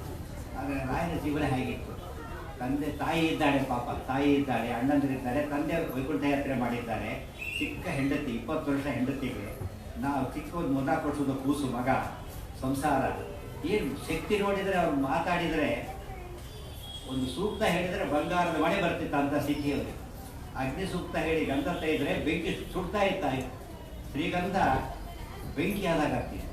ಹೊರಡಸು ಮುಟ್ಟಿದ್ರೆ ತಣ್ಣ ಫ್ರಿಜ್ಗಿಂತ ತಣ್ಣಗಾಗ್ತಾ ಇತ್ತು. ಎಂಥ ಸಿದ್ಧಿ ಮಹಾನುಭಾವ. ಸಿದ್ಧಿ ಹೇಗಿದೆ, ಬುದ್ಧಿ ಹೇಗಿದೆ, ಜೀವನ ಹೇಗಿದೆ. ಆದರೆ ಒಂದೇ ಗುರಿ, ಇನ್ನೂ ಓದಬೇಕು, ಇನ್ನೂ ಓದಬೇಕು. ನಾವು ಓದಿದ್ದಾಗಿದೆ ಅಂತ ತಿಳ್ಕೊಂಡ್ಬಿಟ್ಟಾಗಿದೆ. ಕೆಲವು ಎರಡು ನಾವು ಓದಬೇಕಾಗಿಲ್ಲ ಅಂತ ಒಂದು ಗುಂಪು, ನಾವು ಓದದ್ದೇ ಯಾವುದೋ ಇಲ್ಲ ಅಂತ ಇನ್ನೊಂದು ಗುಂಪು ಇರೋದು. ಆದರೆ ರಾಯರು ಎಷ್ಟು ಓದಿದ್ರು ಗೊತ್ತಾ? 20 ವರ್ಷಕ್ಕೆ ಓದಿ ಒಂದು ವಿಶ್ವ ದಾಖಲೆ. ರಾಯರ ಓದು 20 ವರ್ಷಕ್ಕೆ ಅಷ್ಟು ಯಾರೂ ಓದಿಲ್ಲ ಇವತ್ತೇನೆ ದಿವಸ. ಇವತ್ತು ಆಚಾರ್ಯ ಸರ್ವಜ್ಞರು ಬಿಟ್ಟುಬಿಡಿ, ಯಾರೂ ಓದಿಲ್ಲ. ಎಷ್ಟು ಓದಿದ್ರು ಗೊತ್ತಾ? ಸಾಲಂಕಾರಕ, ಕಾವ್ಯ, ನಾಟಕ, ಕಲಾ, ಕಾಡಾದ, ಪಾತಂಜಲ, ತ್ರಯ್ಯರ್ಥ, ಕೃತಿ, ಜೈಮಿನೀಯ, ಕವಿತಾ, ಸಂಗೀತ, ಪಾರಂಗತ. 20 ವರ್ಷರು ಇಂಜಿನಿಯರಿಂಗು, ಮೆಡಿಕಲ್ಲು, ಬಿಸಿನೆಸ್ಸು, ಎಫ್ಕಾಮ್ ಎಲ್ಲ ಮಾಡಿ ಯಾರು ನಂಬಲಿಕ್ಕಾಗುತ್ತಾ? ಮಾಡೋಕ್ಕೆ ಸಾಧ್ಯ ಇದೆಯಾ? ಅದು ಮ್ಯೂಸಿಕ್ ಬೇರೆ, ಅದರಲ್ಲಿ ಎಲ್ಲ ಕೂಡ ಬರ್ತದೆ. ಪ್ರತಿಯೊಂದರಲ್ಲೂ ಕೂಡ ವೇದಘೋಷ ಎಲ್ಲರೂ ನಂಬರ್ ಒನ್. ವ್ಯಾಕರಣದಲ್ಲಿ ಮಹಾಭಾಷ್ಯ ವೆಂಕಟನಾಥ ಆಚಾರ್ಯ, ವೇದದಲ್ಲಿ ವೇದತ್ರಯಾಚಾರ್ಯರು. ಹೇಳೋದಕ್ಕೆ ಸಾಧ್ಯ ಇಲ್ಲ ಅವರಿಗೆ. 20 ವರ್ಷಕ್ಕೆ ಬಡತನ, ಅಂಥ ಬಡತನ ಇದೆ. ಇನ್ನೂ ಓದಬೇಕು, ಎಂಥ ಜ್ಞಾನ, ಇನ್ನೂ ಓದಬೇಕು. ರಾಯರಿಂದ ಕಲಿಬೇಕು. ಮೊದಲ ಪಾಠ, ನಾವು ಎಷ್ಟು ಓದಿದರೂ ಸಾಲದು, ಆದದ್ದಾಯಿತು, ಇನ್ನಾದರೂ ಒಳ್ಳೆ ಹಾದಿ ಹಿಡಿಯೋ ಪ್ರಾಣಿ ಅಂತ ಓದಕ್ಕೆ ಶುರು ಮಾಡಬೇಕು. ಅದು ಹಿಡಿಯುತ್ತೋ ಬಿಡುತ್ತೋ ಪ್ರಯತ್ನ ಪಡಬೇಕು. ಇವತ್ತು ರೋಗ ಬಂದವನಿಗೆ ಇದು ಸತ್ತಿಲ್ಲ ಅಂದರೆ ಔಷಧಿ ತಗೋಬೇಕು ಅಂತ, ಇನ್ನು ಸತ್ತಿಲ್ಲ ಅಂತ ಏನಾದರೂ ಕೊಡಬೇಕು ಅವನಿಗೆ. ಇನ್ನು ನಾವು ಸತ್ತಿಲ್ಲ, ಈಗಲಾದರೂ ಓದಕ್ಕೆ ಶುರು ಮಾಡೋಣ. ಅದು ಎಚ್ಚರಿಕೆ ಬರದೆ ಹೋದರೆ ಎಷ್ಟು ಆರಾಧನೆ ಮಾಡಿದರೂ ಉಪಯೋಗ ಇಲ್ಲ. ರಾಯರಿಂದ ಕಲಿಬೇಕಾದ ಮೊದಲ ಪಾಠ. ರಾಘವೇಂದ್ರ ಅಷ್ಟೋತ್ತರ ಮಾಡ್ತಾರೆ. ಸರ್ವವಿದ್ಯಾ ಪ್ರವೀಣವನ್ನು ರಾಘವೇಂದ್ರನ್ನ ವಿದ್ಯತೆ. ಸರ್ವವಿದ್ಯಾ ಪ್ರವೀಣರು ಹೇಗೆ ಬಡತನ ಫೇಸ್ ಮಾಡ್ತಾರೆ, ಆ ವಿದ್ಯೆನೇ ಅವರಿಗೆ ಕೊಟ್ಟ ಶಕ್ತಿ. ವಿದ್ಯೆಯಿಂದಲೇ ಸಾಧ್ಯವಾಯಿತು. ಒಬ್ಬರಿಗೆ ಮೋಸ ಮಾಡಲಿಲ್ಲ. ಮಠದಲ್ಲಿದ್ದಾರೆ, ಊಟ ಮಾಡಬಾರ್ದು, ಮನೆ ಮಠದಲ್ಲಿ ಊಟ ಮಾಡ್ಕೊಂಡ್ಬರ್ಬಾರ್ದು ಕೊನೆ ಪಕ್ಷ. ಇವತ್ತು ಮಠ ಅಂದರೆ ಊಟ ಅಂತಾಗಿದೆ ನಮಗೆ ಪಾಪ. ಆದರೆ ಮಠದಲ್ಲಿದ್ದು ಊಟ ಮಾಡ್ತಿದ್ದಿಲ್ಲ ರಾಯರು. ಸುಧೀಂದ್ರ ಸ್ವಾಮಿ ಅಂತ ಗುರುಗಳು ಮಠದಲ್ಲಿ ಪಂಚಭಕ್ಷ ಪರಮಾನ್ನ ತಯಾರು. ಯಾವಾಗಲೂ ಮಠ, ಊಟದೊತ್ತಿ ಮನೆ. ನಾವು ಯಾವಾಗಲೂ ಮನೆ, ಊಟದೊತ್ತಿ ಮಠ, ಉಲ್ಟಾ ಬಟ್ಟೆ ಇರ್ತದೆ. ಮಠ ಫುಲ್ಲಾಗ ಯಾರೋ ಹೇಳಿದ್ರು ಪಾಪ, ದೊಡ್ಡ ಕಾರ್ಯಕ್ರಮ ಇಟ್ಕೊಂಡ್ಬಿಟ್ಟಿದ್ದಾರೆ, ಸಾವಿರಾರು ಜನ ಬಂದು ಅಡುಗೆ ಮಾಡಿಸಿದ್ದಾರೆ. 10 ಗಂಟೆ ಉಪನ್ಯಾಸ ಶುರುವಾಗಿದೆ, 4 ಜನ ಕೂತಿದ್ದಾರಂತೆ. ಗಾಬರಿ ಅವರಿಗೆ, ಇಷ್ಟು ಅಡುಗೆ ಏನಾಗುತ್ತೋ ಅಂತೇಳಿ. 1 ಗಂಟೆಗೆ ಅಡುಗೆ ಸಾಲದು, ಅಷ್ಟು ಜನ ಸೇರಿಬಿಟ್ಟಿದ್ದಾರೆ. ಅಂದರೆ ಊಟ ಉಪನ್ಯಾಸದಲ್ಲಿ ನಮ್ಗೆ ಹೂ ಚಿಕ್ಕದು, ಹೂವು ದೊಡ್ಡದಲ್ಲ. ಉಪನ್ಯಾಸ ಊಟ ಆದ್ದರಿಂದ ಹೂ ದೊಡ್ಡದು. ನಿಜ, ಉಪನ್ಯಾಸ ಅಂದರೆ ಊಟ ಅಂದರೆ ಭಾರಿ ದೊಡ್ಡದೇ. ರೆಸಿಡೆನ್ಷಿಯಲ್ ಸ್ಕೂಲಲ್ಲಿ ಬರೀ ಅನ್ನ ಹಾಕೋದಿಲ್ಲ, ಓದ್ ಹೇಳಿ ಅನ್ನ ಹಾಕ್ತಾರೆ. ಮಠ ಅಂದರೆ ರೆಸಿಡೆನ್ಷಿಯಲ್ ಸ್ಕೂಲ್ಗಳವೆಲ್ಲ ಕೂಡ. ರಾಯರು ಸೀದಾ ಮನೆಗೆ ಹೋಗ್ತಿದ್ರು. ಯಾಕೆ? ಹೆಂಡತಿ ಮಕ್ಕಳು ಉಪವಾಸ ಇದ್ದಾರೆ ಪಾಪ, ಅವ್ರಿಗೆ ಕಂಪ್ನಿ ಕೊಟ್ಟೆ ಕಟ್ಟ ಏನಿಲ್ಲ. ಅವರಾದ್ರೂ ಎಂಥವ್ರು, ಎಂಥ ಮಹಾನುಭಾವರು. ಸರಸ್ವತಿ ಬಾಯಿ ಹೆಂಡತಿ, ಮಗ ಲಕ್ಷ್ಮೀನಾರಾಯಣ ಅಂತ ಹೆಸರು. ಎಷ್ಟು ಪುಣ್ಯ ಮಾಡಿದ್ರು ಅವರು. ಅವರ ಸಹಕಾರ ಎಷ್ಟಿರಬೇಕು, ಇವ್ರ ಅನುಗ್ರಹ ಎಷ್ಟಿರಬೇಕು. ಅವ್ರಿಗೆ ಬರೋದು ವಾಪಸ್ ಬಂದ್ಬಿಡೋದು. ಆಮೇಲೆ ಜನ ಊಟ ಆಗಿಲ್ಲ ಅಂತ ಕೇಳಬಾರ್ದು, ಪಾಪ ಅನ್ನಬಾರ್ದು. ಹಂಗಾರೆ ಭಕ್ತೃ ಚಿಹ್ನಂ ಸಂಧಾರ್ಯ ಆರ್ಯ ಶಾಸ್ತ್ರ ಮುಖ್ಯಾತ ಶಾಸ್ತ್ರ. ಹಂಗಾಗಿ ಹಚ್ಕೊಳ್ತಾ ಬಂದ್ಬಿಡೋದು. ನಮಗೆ ಅಷ್ಟ ಅಳಿಸ್ಕೊಂಡು ಹೋಗ್ಬಿಡುತ್ತೆ, ಇನ್ನೊಂದು ಕಡೆ ಊಟಕ್ಕೆ ಹೋಗ್ಬೋದು ಅಂತ. ಅವ್ರು ಹಚ್ಕೊಂಡು ಬರ್ತಾ ಇದ್ರು. ಜನ ಕೇಳಬಾರ್ದು ಅಂದರೆ ಬೇಡಬಾರ್ದು ಅಲ್ಲ, ಬೇಡ ಹಾಗೆ ನಡ್ಕೊಳ್ಬಾರ್ದು. ಎರಡು ರಾಯರ ಪದ್ಧತಿ. ಅಥವಾ ನಾಣ್ಯಂ ಪ್ರಯಾಚಯೇ ಆಚಾರ್ಯರ ಭಾಷೆ. ತೇರ ತೆಕ್ತೇನ ದೇವರು ಕೊಟ್ಟದಲ್ಲಿ ಬದುಕಬೇಕು. ಈ ರೀತಿ ಯಾರು ಬದುಕ್ತಾರ? ರಾಯರು ಬದುಕಿದರು. ಅದಕ್ಕೆ ಅವ್ರು ನಂಬಿ ಕೋಟ್ಯಂತ ಜನ ಬದುಕಿದ್ದಾರೆ ಇವತ್ತೆಂದು. ರಾಯರ ದೇವರ ದೊಡ್ಡ ಆದರ್ಶ ಅಂದರೆ ಇನ್ನೊಬ್ಬರಿಂದ ಕೈ ಚಾಚಬೇಡಿ, ಮತ್ತು ಇನ್ನೊಬ್ಬರು ನಮ್ಮ ನೋಡಿ ಅಯ್ಯೋ ಪಾಪ ಅನ್ನ ಬದುಕಬೇಡಿ. ಅದು ಧೈರ್ಯ, ಸುಖ ಧೈರ್ಯಶಾಲಿ. ರಾಘವೇಂದ್ರ ಸ್ತೋತ್ರದ ಮಾತಿದೆಯಲ್ಲ, ಸುಖ ಧೈರ್ಯಶಾಲಿ. ರಾಯರ ದೇವರ ಟೆಕ್ಸ್ಟ್ ಬುಕ್ ಆಗಬೇಕು. ಇನ್ನೂ ಹೇಳಬೇಕು ಅಂದರೆ ಅದು ಬರೀ ಮಾಧುರ್ಯ ಟೆಕ್ಸ್ಟ್ ಬುಕ್ ಆಗಬಾರ್ದು. ರಾಯರ ಭಕ್ತರಲ್ಲಿ ಬರೀ ಮಾಧುರ್ಯ ಇಲ್ಲ, ಇಡೀ ಜನಕೋಟಿನೇ ಸೇರ್ಕೊಂಡ್ಬಿಟ್ಟು ಪ್ರತಿಯೊಬ್ಬರು ಓದಲೇಬೇಕಾದ ಚರಿತ್ರೆ ರಾಯರ ಚರಿತ್ರೆ. ಬಡವ ಇದು ಕಥೆ ಓದಿಬಿಟ್ರೆ ಯಾರು ಆತ್ಮಹತ್ಯೆನೇ ಮಾಡ್ಕೊಳ್ಳೋದಿಲ್ಲ. ರಾಯರ ಚರಿತ್ರೆ ಓದಿಬಿಟ್ರೆ ದಿನಬೆಳಗಾದ್ರೆ ಆತ್ಮಹತ್ಯೆ. ರಾಯರ ಕಥೆ ಆತ್ಮಹತ್ಯೆ ಮಾಡ್ಕೊಳ್ಬಾರದು, ಬದುಕಬೇಕು. ಏಕಿ ಜೀವಂತ ಮಾನಂದ ನರಂ ವರ್ಷ ಶತಾದಪಿ. ಬದುಕು ಹೇಗಿರಬೇಕು? ಅವರ ಬದುಕು ಇವತ್ತು ನೋಡಿದರೆ ಶತಮಾನಗಳಷ್ಟು ಬಹುಶಃ ವ್ಯಕ್ತಿಯ ಈ ಸ್ಥಾನ ಯಾವ ರಾಜ ಮಹಾರಾಜರಿಗೂ ಆಗಿಲ್ಲ, ಚಕ್ರವರ್ತಿಗಳಿಗಾಗಿಲ್ಲ. ರಾಘವೇಂದ್ರ ಸ್ವಾಮಿಗಳ ಆರಾಧನೆ ಅಂದರೆ ಬಹುಶಃ ಒಬ್ಬ ಸಂತರಿಗೆ, ಒಬ್ಬ ಜ್ಞಾನಿಗಳಿಗೆ ಇಟ್ಟು ವೈಭವ ಸಿಕ್ಕಿರೋದು ಜಗತ್ತಿನಲ್ಲಿ ರಾಘವೇಂದ್ರ ಸ್ವಾಮಿ ಒಬ್ಬರಿಗೆ ಅಂತ ಕೇಳಿದರೆ ಅಂಥ ಶಕ್ತಿ ಇದು. ದೇವರ ಅಸಾಧಾರಣವಾದ ನಂಬಿಕೆ. ದೇವರಿದ್ದಾನೆ, ನಂಬಿಕೆಟ್ಟವರಿಲ್ಲವೋ ರಂಗಯ್ಯನ. ಈ ಒಂದು ಮಾತು ರಾಯರ ಮಠಕ್ಕೆ ಬಂದವರೆಲ್ಲ ಕೂಡ ಅಪಾರ ಭರವಸೆಯಿಂದ ಹೋಗಬೇಕು. ಪಟ್ಟೆ ತುಂಬಿಸ್ಕೊಂಡಲ್ಲ, ತಲೆ ತುಂಬಿಸ್ಕೊಂಡು ಹೋಗ್ಬೇಕು. ಅದು ರಾಯರ ಜೀವನದ ಅದ್ಭುತವಾದ ಪರಾಕಾಷ್ಠೆ. ಏನಾಯಿತು? ಅವರೇ ಸಾಕ್ಷಿ. ಮತ್ತೆ ಏನಾಯಿತು? ಮಠದಲ್ಲಿದ್ದಾರೆ, ಸತ್ಯ ಧರ್ಮ ರಥಾಯೇಚ. ಮಠದಲ್ಲಿದ್ದಾರೆ, ಹೆಂಡತಿ ಮಕ್ಕಳು ಮಠಕ್ಕೆ ಕರ್ಕೊಂಡ್ಬರ್ಬೋದಲ್ಲ, ಕರ್ಕೊಂಡ್ಬರಬಾರ್ದು. ಅದು ವಿದ್ಯಾಪೀಠ, ಅಲ್ಲಿ ಸ್ಟೂಡೆಂಟ್ಸಿಗೆ ಮಾತ್ರ ಅವಕಾಶ. ಹೆಂಡತಿ ಮಕ್ಕಳು ಕರ್ಕೊಂಡ್ಬರ್ಬಾರ್ದು. ಎಷ್ಟ ಸತ್ಯ ಧರ್ಮ ರಥಾಯೇಚ, ಕರ್ಕೊಂಡು ಬರಬಾರ್ದು. ಸರಿ, ಹಾಗಿದ್ರೆ ನೀವು ಊಟ ಮಾಡ್ಕೊಂಡು ಹೋಗಿ, ಅವ್ರಿಗೆ ಹೆಂಡತಿ ಮಕ್ಕಳು ಊಟ ಮಾಡಬಾರ್ದು, ತಾವು ಊಟ ಮಾಡೋಂಗಿಲ್ಲ, ಹೆಂಡತಿ ಊಟ ಮಾಡಬಾರ್ದು. ಅವ್ರನ್ನ ಕರ್ಕೊಂಡು ಬರೋ ವಿದ್ಯಾರ್ಥಿಗಳಲ್ಲ. ಮತ್ತೇನು ಮಾಡಬೇಕು? ನಮ್ಮನ್ನು ಕೇಳಿ ಸುಖವಾಗಿರ್ತಿದ್ವಿ, ಊಟನೂ ಮಾಡ್ಕೊಂಡು ಕ್ಯಾರಿಯರ್ ಬೇರೆ ಅದ್ರಿಗೆ ಆಗುತ್ತೆ ನಿಶ್ಚಿಂತೆ. ಎಷ್ಟೋ ಜನ ಬದುಕಿದ್ದಾರೆ ಆ ರೀತಿ. ಇವರು ರಾಯರ ಹಾಗೆ ಮಾಡಿದ್ರೆ ಅವರು ಒಬ್ಬರು ನಮ್ಮಂತೆ ಆಗಿಬಿಡ್ತಾ ಇದ್ರು. ಆ ರೀತಿ ಮಾಡದೇನೆ ಮಠದಲ್ಲಿ ಊಟಕ್ಕೆ ಉಪಯೋಗಿಸ್ಕೊಳ್ಳೋದೆ ಜ್ಞಾನಕ್ಕೆ ಮಾತ್ರ ಉಪಯೋಗಿಸ್ಕೊಂಡ್ರಲ್ಲ, ಅದರ ಪ್ರಭಾವ ಅವರು ಮಠಾಧೀಶರಾದರು. ಅಷ್ಟೇ ಅಲ್ಲ, ಮಠಕ್ಕೆ ಅವ್ರ ಹೆಸರು ಬಂತು, ರಾಘವೇಂದ್ರ ಮಠ ಅಂತ ಆಗೋದು. ಎಂಥ ಖ್ಯಾತಿ ಅದು, ಅವ್ರ ಹೆಸರೇ ರಾಘವೇಂದ್ರ ಮಠ. ಏನು ಆಶ್ಚರ್ಯ, ಎಷ್ಟು ಅದ್ಭುತ. ಯಾಕೆ ಯೋಚನೆ ಮಾಡೋದಿಲ್ಲ ಜನ ಇದನ್ನ? ಅಗಮ್ಯ ಮಹಿಮಾಲೋಕೆ ರಾಘವೇಂದ್ರೋ ಮಹಾಯಶ. ಆ ಗುಟ್ಟು ಅರ್ಥ ಮಾಡ್ಕೊತ ಹೋದರೆ ರಾಯರ ಮಠಕ್ಕೆ ಬರೋ ಜನಗಳು ಇವತ್ತು ಲಕ್ಷ ಗಟ್ಟಲೆ ಬರ್ತಾರೆ. ಅಷ್ಟು ಜನರ ಪರಿವರ್ತನೆ ಆಗಬೇಕು. ಎಲ್ಲಿ ಎರಡು ಕಡೆ ಹೋಗಬೇಕು ಮನಸ್ಸು ಅಂದರೆ ಸತ್ಯ ಧರ್ಮಗಳನ್ನು ಬಿಡಬಾರ್ದು. ಸತ್ಯಂವದ ಧರ್ಮಂಚ, ಇವೆಲ್ಲ human values, eternal rational values. ಒಬ್ಬೊಬ್ಬರು ಮಾಡೋದಲ್ಲ, ಪ್ರತಿಯೊಬ್ಬರೂ ಬದುಕಬೇಕಾದ ಸತ್ಯ ಧರ್ಮಗಳನ್ನು ನೆನಪಿಕೊಂಡು ರಾಯರ ಸಂದೇಶ ಅದು ಹೇಳಿದ್ನಲ್ಲ, entire to the mankind ಅವ್ರು ಕೊಟ್ಟಿರೋ ಸಂದೇಶ, ಮನುಕುಲಕ್ಕೆ ಕೊಟ್ಟ ಸಂದೇಶ.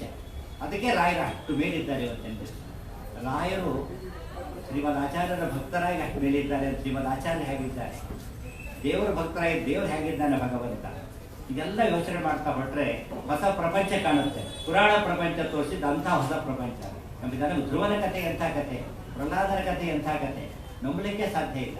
ಅದು ಬೇರೆ ದಾರಿ. ಪುರಾಣ ಪ್ರಪಂಚದಲ್ಲಿ ಸಿಕ್ಕಿದ್ದವರೆಲ್ಲ ಕೂಡ ನಮಗೆ ಅಜಾಮಳನ ಕಥೆ, ಗೋಪಿಯರ ಕಥೆ, ಗಜೇಂದ್ರನ ಕಥೆ, ರಾಮಾಯಣಾದಿಗಳು, ಗುಹನ ಕಥೆ, ಶಬರಿಯ ಕಥೆ ಯಾರು ಕೊಟ್ಟಿದ್ದೀವಲ್ಲ, ಪುರಾಣ ಪ್ರಪಂಚನೇ ಬಂದಿದೆ. ರಾಮಾಯಣ ಮಹಾಭಾರತಗಳು ಹೇಗೆ ರಾಮಾಯಣನೇ ಇದೆ, ಮಹಾಭಾರತನೇ ಇದೆಯೋ 18 ಪುರಾಣಗಳಲ್ಲೂ ಮಹಾಭಾರತ ಬರುತ್ತೆ, 18 ಪುರಾಣ ರಾಮಾಯಣ ಬರುತ್ತೆ. ಆಚಾರ್ಯ ಹೇಳ್ತಾರೆ, ನಿತ್ಯಶೇಷ ಪುರಾಣೇಭ್ಯ ಪಂಚರಾತ್ರೇಭ್ಯ ಏವ ಚ ಭಾರತಾಚ್ಚೈವ ವೇದೇಭ್ಯೋ ಮಹಾರಾಮಾಯಣಾವತಿ. ಇಷ್ಟು ಗ್ರಂಥ ಇದೆಲ್ಲ ಪುರಾಣ ಪ್ರಪಂಚ ಅಂದರೆ ಇದು ನಿಜವಾದ ಎನ್ಸೈಕ್ಲೋಪೀಡಿಯಾ. ಇಂಥ ಅದ್ಭುತ ಸಾಹಿತ್ಯವನ್ನು ಅವರು ಅವರ ವಂಶ ಪಾರಂಪರ್ಯ ಓದ್ಕೊಂಡು ಬಂದಿದ್ರು. ಅದಕ್ಕೆ ಭಟ್ಟ ಅಂತ ಹೆಸರು ಸಾರ್ಥಕವಾಗಿತ್ತು ಅವರಿಗೆ. ಆ ಜೀವನ ಪರಿಣಾಮ ಬೀರು. ಪ್ರಹ್ಲಾದನ ಕಥೆ ಕೇಳಿದವರಿಗೆ ಎಷ್ಟು ಹಿಂಸೆ ಮಾಡಿದರೂ ಕೂಡ ಅವರು ದೇವರನ್ನು ಬಿಡಲಿಲ್ಲ, ತಂದೆ ಮಾತನ್ನು ಕೇಳಲಿಲ್ಲ. ಹಿರಣ್ಯಕಶಿಪರು ಒಂದೇ ಧ್ಯೇಯ, ನನ್ನ ಕಡೆ ಬಾ ನನ್ನ ಕಡೆ ಬಾ ಅಂತ ಕರೀತಾ ಇದ್ದಾರೆ. ನನ್ನ ಕಡೆ ಬಾ, ಅದು ಹೋಗಲಿಲ್ಲ, ದೇವ್ರ ಕಡೆ ಹೋಗಿ. ಇವತ್ತು ಹಿರಣ್ಯಕಶಿಪು ಕರೀತಾ ಇರೋದು. ಹಿರಣ್ಯ ಕರೆಯುತ್ತೆ, ಕಶಿಪು ಕರೆಯುತ್ತೆ. ಸಂಬಳ ಫೆಸಿಲಿಟಿ ಏನ್ರಿ, ಲಕ್ಷಾಂತರ ಸಂಬಳ, ಮನೆ ತುಂಬ ಫ್ರೀ, ಏನು ಬೇಕಾದ್ರೂ ಫ್ರೀ ಕೊಡ್ತಾರೆ. ಅಲ್ಲೇ ಊಟ ತಿಂಡಿ ಎಲ್ಲ ಆಫೀಸ್ನಲ್ಲೇ. ಇನ್ವೆಸ್ಟ್ಮೆಂಟ್ ಒಂದು ಮಾಡಬೇಕಾಗಿಲ್ಲ. ಮನುಷ್ಯ ಏನು ಉಳಿಸ್ಕೊತಾನೆ ಧರ್ಮನ ಕಾಲದಲ್ಲಿ. ಆದರೆ ಯೋಚನೆ ಮಾಡಿ, ಹಿರಣ್ಯಕಶಿಪು ಅಷ್ಟು ಹಠ ಹಿಡಿದ. ಒಂದು ಸರ್ತಿ ನನ್ನ ಹೆಸರು ಹೇಳ್ತಿದ್ದಿಲ್ಲ, ನಮೋ ನಾರಾಯಣ, ಬೇರೆ ಮಾತಾಡ್ತಿದ್ದೆ. ಕೊಲ್ಲಕ್ಕೆ ಹೋದ, ಅದು ಮಾಡೋಕ್ಕೆ ಹೋದ, ಇದು ಮಾಡಿ ಏನೇನೋ ಆಯಿತು.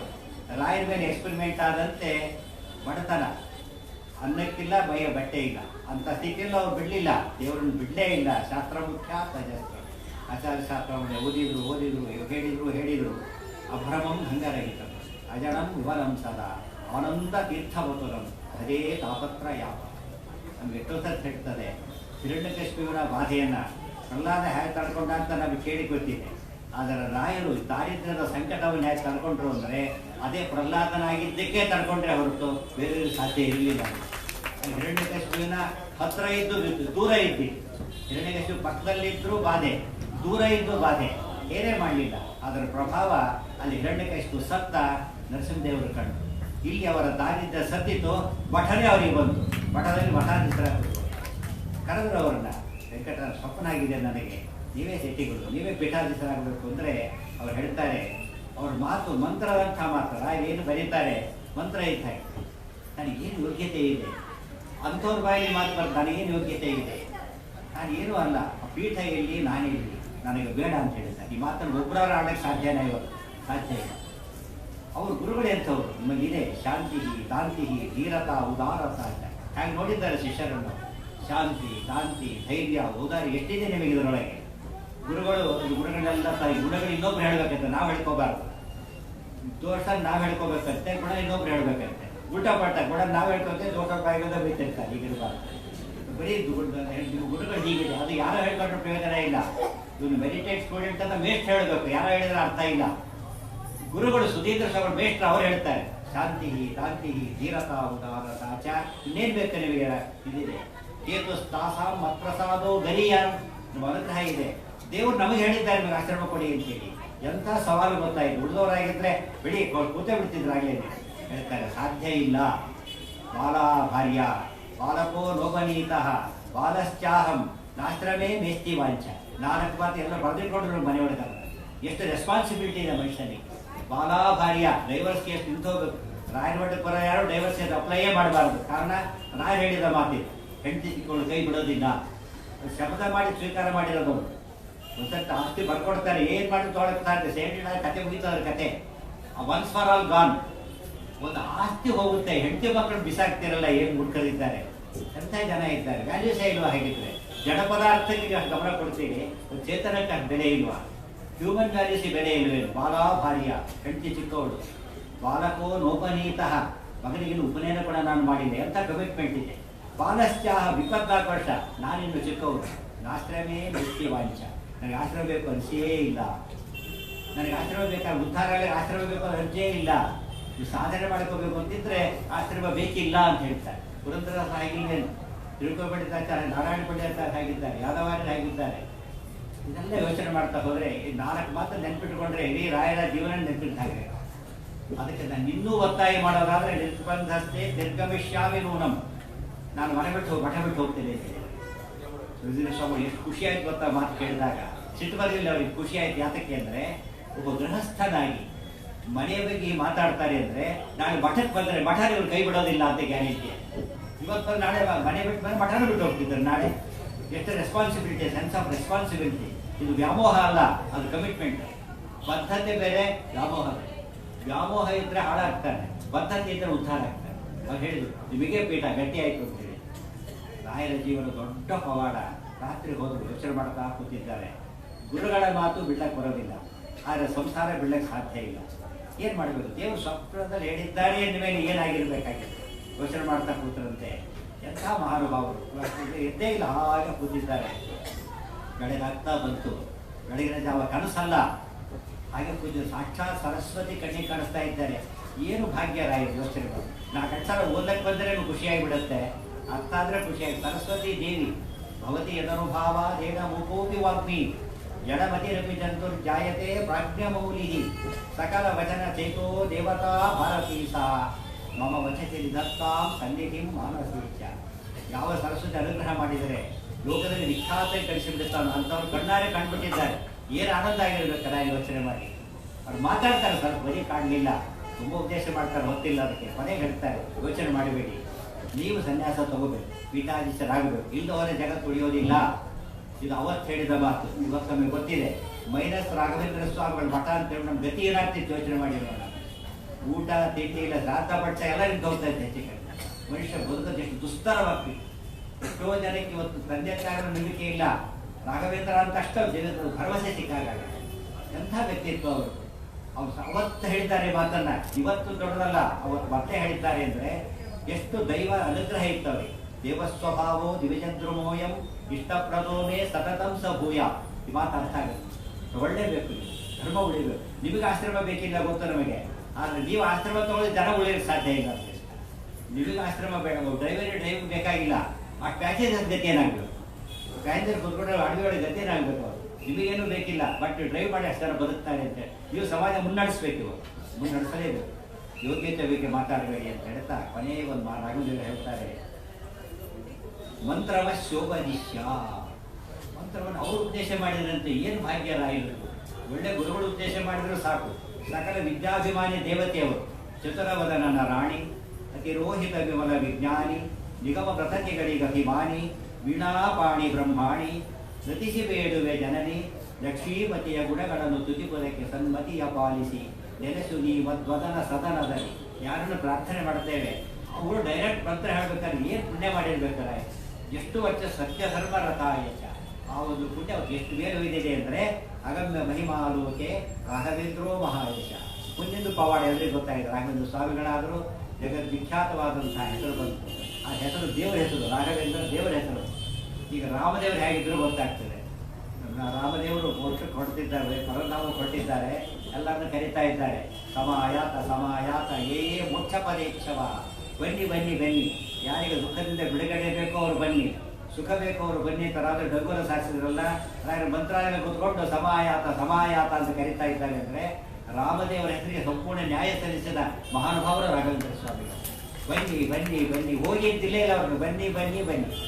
ಅಲ್ಲಿ ಹೋದವರು ಪಟ್ಟ ಊಟ ಮಾಡ್ತಾರೆ, ಪರಿಮಳ ಪ್ರಸಾದ. ಅದಕ್ಕಿಂತ ಮನೆಯನ್ನು ಕೂಡ ಸಿಗೋ ಗ್ಯಾರಂಟಿ ಇಲ್ಲ. ಅಲ್ಲಿಂದ ಹಿಡಿದು ಏನೇನು ಕೊಡ್ತಾರೆ. ಗೋಪೋಪಿಯ ಪ್ರಸಾದೇನ ಮುಕುಂದ ಶಯನಾಯತೆ ರಾಜರಾಜಾಯ ಕೇಳಿತ್ತು ರಾಘವೇಂದ್ರಂ ತಮಾಷೆ. ಎಂಥ ಮಹಿಮೆ ಅವರು ಪುರಾಣ ಪ್ರಪಂಚದ ನಟ್ಟು ಅವರನ್ನ ಮಹಾರಹಸ್ಯ ಭಗವಂತ ಅಪರೋಕ್ಷೀಕೃತ ಶ್ರೀಕರಾದ ಭಗವಂತನ್ನೇ ಕಂಡರು. ಅದು ಪುರಾಣ ಕೊಡ್ತಕ್ಕಂಥ ಶಕ್ತಿ ಇದೆ. ಆಗ ನಮಗೆ ರಾಯರ ದಿವ್ಯಜ್ಞಾನಕ್ಕೆ ಒಂದು ಕೊನೆಯ ಮಾತು ಹೇಳಿ ಮುಕ್ತಾಯ ಮಾಡ್ತೇನೆ. ಅವ್ರ ಮಹಿಮೆ ಗೊತ್ತಿದೆ. ಆಲ್ವಾನಿಯ ನವಾಬ ಭಾರಿ ಆಶ್ಚರ್ಯಪಟ್ಟ.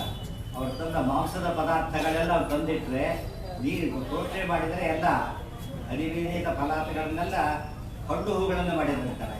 ಎಂಥ ಪವಾಡ! ವಿಜ್ಞಾನಕ್ಕೆ ಸಾಧ್ಯನೇ ಇಲ್ಲ ಆ ರೀತಿ ಮಾಡಲಿಕ್ಕೆ. ಒಂದು ಕ್ಷಣದಲ್ಲಿ ಮತ್ತೆ ನೀನು ಅಂಗಡಿಗೆ ಹೋಗಿ ತರಕ್ಕೆ ಬರೋದಿಲ್ಲ ಆ ಹಣ್ಣುಗಳನ್ನು, ಆ ಹೂ ತರಲಿಕ್ಕೆ ಬರೋದಿಲ್ಲ, ಅಲ್ಲಲ್ಲೇ ಇದೆ. ಪರಮಾಶ್ಚರ್ಯ ಈ ನಮ್ಗೆ ಅರ್ಥ ಆಗುತ್ತೆ.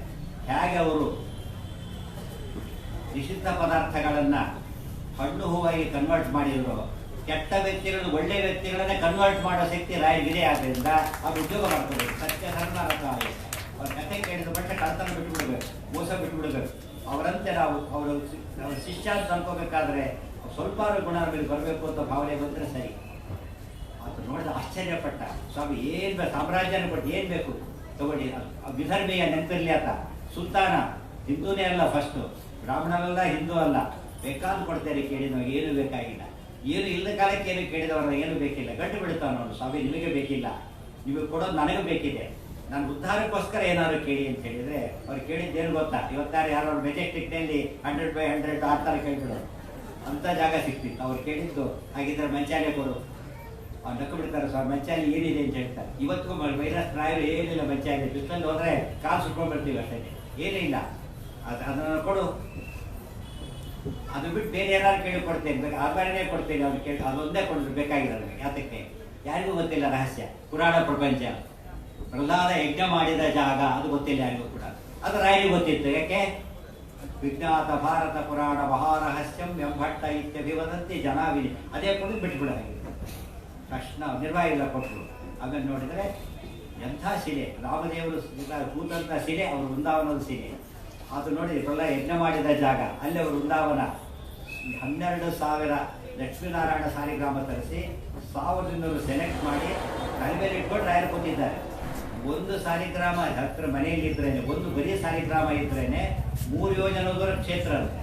ಲಕ್ಷ್ಮೀನಾರಾಯಣ ಸಾಲಿಗ್ರಾಮ ಇದ್ರೆ 100 ಕಿಲೋಮೀಟರ್ ಪುಣ್ಯ.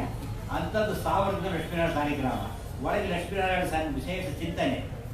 ಮಂತ್ರಾಲಯ ಅಂದರೆ ಏನೂ ಅಲ್ಲ, ಮಂತ್ರಸಿದ್ಧಿ ಕ್ಷೇತ್ರ. ಇದ ನೋಡಿ ಗೋವಿದರು ಮಂತ್ರ ಪ್ರತಿಪಾದ್ಯ ಗೋಪಾಲ ವಿಠಲನಿಂದ.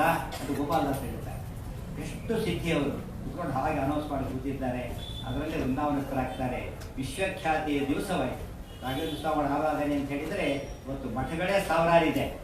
ಮಠಗಳು ಬಿಟ್ಟು ಮನೆಗಳಲ್ಲಿ 1000 ಜನ ಆರಾಧನೆ ಮಾಡ್ತಾರೆ. ಎಷ್ಟೋ ಜನ ಬ್ರಾಹ್ಮಣೇತರರು ರಾಯರ ಆರಾಧನೆ ಮಾಡ್ತಾರೆ. ಗೊತ್ತಾಯ್ತು? ಏನು ಗೊತ್ತಿಲ್ಲ ಪಾಪ ಮಾಡಲಿಕ್ಕೆ. ಹಣ್ಣು ಬಿಟ್ಟು ಕೊಡ್ತಾರೆ, ಏನಾದ್ರು ತಿಂದ್ಕೊಂಡು ಹೋಗಿ ಅಂತ ಕೊಡ್ತಾರೆ. ರಾಯರ ಹೆಸರು ಹೇಳೋದಕ್ಕೆ ಮಕ್ಕಳು ಮಾಡೋದಿಲ್ಲ, ತಂದೆ ತಾಯಿ ಹೆಸರು ಹೇಳೋ ಕಾಲ ಇಲ್ಲ. 4-5 ಜನ ಮಕ್ಕಳನ್ನ ಗಲಾಟೆ ಮಾಡ್ತಾರೆ, ನೀನು ಮಾಡೋ ಅಂತ ಕಾಲ ಇದೆ. ಅಂಥ ಹೊತ್ತಿನಲ್ಲಿ ಲಕ್ಷಾಂತರ ಜನ, ಕೋಟ್ಯಾಂತರ ಜನ ಇವತ್ತು ಮಾಡ್ತಾರೆ ಅಂದರೆ ರಾಯರ ಸಿದ್ಧಿ. ಅದಕ್ಕೆ ಮೂಲ ಕಾರಣ ಅವರು ನಂಬಿದ ಮತ, ಶ್ರೀಮದ್ ಆಚಾರ್ಯರ ಮತ, ಮಧ್ವ ಸಿದ್ಧಾಂತ ವರ್ಧನ. ಅವ್ರು ನಂಬಿದ ದೇವರು ನಾರಾಯಣ, ಸಾಕ್ಷಿ ಹಯಾಸ್ಯೋ ಅತ್ರಹಿ. ಯಾರು ಶ್ರೀಮದ್ ಆಚಾರ್ಯನ ಗುರುಗಳು ಅಂತ ಭಾವಿಸ್ತಾರೆ, ಯಾರು ಭಗವಂತ ನಾರಾಯಣ ದೇವರು ಅಂತ ಭಾವಿಸ್ತಾರೆ, ಯಾರು ಮೋಕ್ಷದ ದಾರಿ ತೋರಿಸಿದಾಗ ಪುರಾಣ ಪ್ರಪಂಚವನ್ನು ಶ್ರದ್ಧೆಯಿಂದ ಓದಿ ಕೇಳಿ ಅನುಷ್ಠಾನಕ್ಕೆ ತರ್ತಾರೆ, ಅವರ ಬದುಕು ಹೇಗಿರುತ್ತೆ ಅನ್ನೋದಕ್ಕೆ ರಾಯರ ಜೀವನ ಒಂದು ನಮಗೆ ಒಂದು ದಿಕ್ಸೂಚಿಯಂತೆ ಇದೆ ಅಂತ ಹೇಳ್ತಾ, ಪುರಾಣ ಪ್ರಪಂಚದ ಮಾತು ಮುಗಿಯೋದಿಲ್ಲ, ಅದರ ಮಾತು ಮುಗಿಸಲೇಬೇಕು. ಆದ್ದರಿಂದ ಆ ಮಾತು ಹೇಳ್ತೇನೆ. ಇನ್ನೊಂದು ಇದು ಆಚಾರ್ಯರ ಬಗ್ಗೆ ಪುರಾಣ ಪ್ರಪಂಚದ ಇನ್ನೊಂದು ದೊಡ್ಡ ಉಪಯೋಗ ಅಂದರೆ, ಮಧ್ವಾಚಾರ್ಯ ಯಾರು ಅಂತ ಹೇಳಿದ ಪುರಾಣಗಳು ಗೊತ್ತಾಯ್ತಾ? ಮಧ್ವಾಚಾರ್ಯ ಸಾಕ್ಷಾತ್ ವಾಯುದೇವರ ಅವತಾರ ಇವತ್ತಿಗೂ ಸಿಗುತ್ತೆ ನಿಮಗೆ. ಪುರಾಣ ಮಾತೂರು ಪುರಾಣ ಪ್ರಪಂಚದಲ್ಲಿ ಹುಡುಕಬೇಡಿ. ಮಾತೂರು ಪುರಾಣ ಪ್ರಿಂಟೇ ಮಾಡಿಸಿಲ್ಲ, ಯೋಚನೆ ಇಲ್ಲ ನಿಮಗೆ. ಬೇರೆಯವರು ಉತ್ತರ ಭಾರತದಲ್ಲಿ ಪ್ರಿಂಟ್ ಮಾಡಿಸಿದ್ದಾರೆ, ಅದರಲ್ಲಿ ಬರುತ್ತೆ ಮಧ್ವಾಚಾರ್ಯ ಅವತಾರ ಮಾಡ್ತಾರೆ. ಈ ರೀತಿ ಯಾವ ಆಚಾರ್ಯರ ಬಗ್ಗೆನೂ ಬಂದಿಲ್ಲ, ಮಧ್ವಾಚಾರ್ಯರ ಬಗ್ಗೆ ಮಾತ್ರ ಬಂದಿದೆ ಅಂತ ಅರ್ಥ ಮಾಡಿಕೊಂಡ್ರೆ ಆಗ ನಮಗೆ ಈತನೇ ಲೋಕಗುರು ವೇದ ವಿಖ್ಯಾತ ಭೂತಳದೊಳು ಶ್ರೀರಾಮ ದೂತನೆಂಬಾತನ ಗುರುಗಳ ಮಾತು ನೆನಪಾಗುತ್ತೆ. ಇವತ್ತಿಗೂ ಕೂಡ ಬೇರೆಯವರು ಪ್ರಿಂಟ್ ಮಾಡಿಸಿದ ಬಗ್ಗೆ ಪೂರ್ಣ ಅತಸ್ಥ ಪ್ರಜ್ಞೆಯ ಪೂರ್ಣ ಭವಿಷ್ಯತಿ ನ ಸಂಶಯ. ಪುರಾಣದ ವಾಕ್ಯಗಳು ವಿಜೇಂದ್ರ ಸ್ವಾಮಿಗಳು ರಾಯರ ಗುರುಗಳು ಅವ್ರು ಎಷ್ಟು ವಾಕ್ಯ ಕೋಟ್ ಮಾಡ್ತಾರೆ ಗೊತ್ತಾ? ಮಧ್ವತಂತ್ರ ಮುಖಭೂಷಣದೊಳಗೆ ಶ್ರೀಮುಟ್ಟ ಮಹಾತ್ಮ, ಬ್ರಹ್ಮಾಂಡ ಪುರಾಣ, ನಾರದ ಪುರಾಣ ಕೋಟ್ ಮಾಡಿಬಿಟ್ಟು ಆಚಾರ ಅವತಾರ ಮಾಡೋದನ್ನೆಲ್ಲ ಹೇಳ್ತಾರೆ. ಪುರಾಣಗಳಿಂದ ಅದು ಉಪಯೋಗ ಇದು. ಅದಕ್ಕೆ ವಿಖ್ಯಾತ ಭಾರತ ಪುರಾಣ ಮಹಾರಹಸ್ಯಂ ಎಂ ಭಟ್ಟ ಇತ್ಯಭಿವದಂತಿ ಜನ ವಿನೀತ. ರಾಯರು ಎಷ್ಟು ನ್ಯಾಯ ಸಲ್ಲಿಸಿದರು, ಪರಿಮಳದಲ್ಲಿ ಎಷ್ಟು ಅದ್ಭುತ ವಾಕ್ಯಗಳಿದ್ದು. ಕೊನೆಗೆ ಹೇಳ್ತಾರೆ, ಅಕಸ್ಮಾತ್ ತಪ್ಪರದಿದ್ರೆ ಕ್ಷಮಿಸಿ. ರಾಯರ ಆಡ ಮಾತಿದ್ವು. ಈ ಮಾತು ಕೇಳಿದ್ರೆ ವಿದ್ವಾಂಸರೆಲ್ಲ ತಲೆ ಬಗ್ಸಿಬಿಡಕ್ಕಾಗ್ತದೆ. ಅವ್ರು ಹೇಳ್ತಾರೆ, ನಾನು ಕೇಳೋದಿಲ್ಲ ಈ ಮಾತನ್ನ. ಜ್ಞಾನಾಭ್ಯರಪ್ಯವಾದಿ ಸ್ಖಲತ್ವಂ ಸ್ವಾತ್ಮನೋ ಯದ ಮಾದೃಶಾರಾಮ್ ಸ್ಖಲತ್ವಂ ಕಿಂ ವಾಚ್ಯಂ ಕ್ಷಾಮ್ಯಂತು ತದ್ಬುಧಾಹ. ರೀತಿಂತರು ಸುಧಾಬರದ್ ಹೇಳ್ತಾರೆ. ಕೊನೆಗೆ ಹೇಳ್ತಾರೆ, ಏನಾದರೂ ತಪ್ಪರದಿದ್ರೆ ಕ್ಷಮಿಸಬೇಕು. ಜೈತೀರ್ಥರ ಮಾತಿದ್ರು. ಅವರು ಜ್ಞಾನ ಸಮುದ್ರವರು, ಅವರೇ ಹಾಗೆ ಹೇಳ್ತಾರೆ, ನಾನೇ ಹೇಳಿ ಅಂತ ರಾಯರು ಬರೀತಾರೆ. ಇಂಥ ಒಂದು ಗುರು ಶಿಷ್ಯ ಭಾವ ಜಗತ್ತಿನಲ್ಲಿ ಎಲ್ಲೂ ಕಾಣಲಿಕ್ಕೆ ಸಾಧ್ಯ ಇಲ್ಲ, ಆಚಾರ್ಯ ಪರಂಪರೆಯಲ್ಲಿ ಮಾತ್ರ ಕಾಣಲಿಕ್ಕೆ ಸಾಧ್ಯ. ನಾವು ತಪ್ಪು ಹೇಳಿದ್ರು ಗ್ಯಾರಂಟಿ ತಪ್ಪು, ಸುಳ್ಳು ಹೇಳಿಲ್ಲ ಅಂತ ಸುಳ್ಳು ಹೇಳೋದಕ್ಕೆ ಹೋದರೆ ಅವರು ಒಂದೂ ತಪ್ಪು ಬೇರೆ ಮಾತು ಹೇಳ್ತಾರಲ್ಲ. ಅದಕ್ಕೆ ವಿನಯೋಗಿ ಭೂಷಯತಿ ಸರ್ವರಸ, ವಿನಯೋಕ್ತಿರಿಯಂ ಅಂತ ಹೇಳಿದ್ರು. ವಿನಯದ ಮಾತೆ ಹೊರದದು. ಅವರ ಗ್ರಂಥಗಳು ಅಮೃತ ಕಲಶ ಇರ್ತಾರೆ. ಒಂದೊಂದು ವಾಕ್ಯ ಓದಬೇಕು, ಮಹಿಮೆ ನೋಡಿದಾಗ ಎಷ್ಟು ಅರ್ಥ ಆಗುತ್ತೆ ನಿಮಗೆ. ಅದರ ಕೋಟಿ ಪಟ್ಟ ಆನಂದ ಆಗೋದು ಗ್ರಂಥಗಳು ಓದಿದಾಗ. ಅವರು ತತ್ವಮಂಜರಿ ಮಗಳ ಗ್ರಂಥ ಓದಬೇಕು, ಹೇಳೋದಕ್ಕೆ ಹೊತ್ತೇ ಇಲ್ಲ. ಅತ್ಯಂತ ಅಮೋಘವಾದಂಥ ಹಿರಿಮೆ ಅವರದ್ದು. ಅಂಥ ಮಹಿಮರ ಸ್ಮರಣೆ, ಮಹಾಮಹಿಮರ ಸ್ಮರಣೆ ಮಾಡ್ತಾ ಇದ್ರು ನಮ್ಮ ಪುಣ್ಯ. ಪ್ರತಿ ವರ್ಷದಂತೆ ಈ ವರ್ಷವೂ ಕೂಡ ನಮ್ಮ ಗುರುರಾಜ್ ಅಸೋಸಿಯೇಷನ್ನವರು ಇಲ್ಲಿ ಪ್ರವಚನಕ್ಕೆ ವಿಶೇಷವಾದ ಅವಕಾಶ ಕಲ್ಪಿಸಿದ್ದಕ್ಕೆ ಅವರಿಗೆ ಧನ್ಯವಾದಗಳನ್ನು ಹೇಳ್ತಾ, ನೀವೆಲ್ಲ ಈ ಭಯದವಾಗಿ ಕೂಡ ಬಂದಿದ್ದು ನಿಮಗೆಲ್ಲೇ ಕೂಡ ಧನ್ಯವಾದ ಹೇಳ್ತಾ ಈ ಪ್ರವಚನವನ್ನು ಶ್ರೀ ಕೃಷ್ಣಾರ್ಪಣವಸ್ತು ಹೇಳ್ತೇನೆ. ಸರ್ವೇಂದ್ರಿಯ ಪ್ರೇರಕೇಣ ಶ್ರೀ ಪ್ರಾಣಪತಿ ನೇರಿತಃ ಯಥೋಚಮಹಂತೇನ ಪ್ರಿಯತಾಂ ಕಮಲಾಲಯಃ.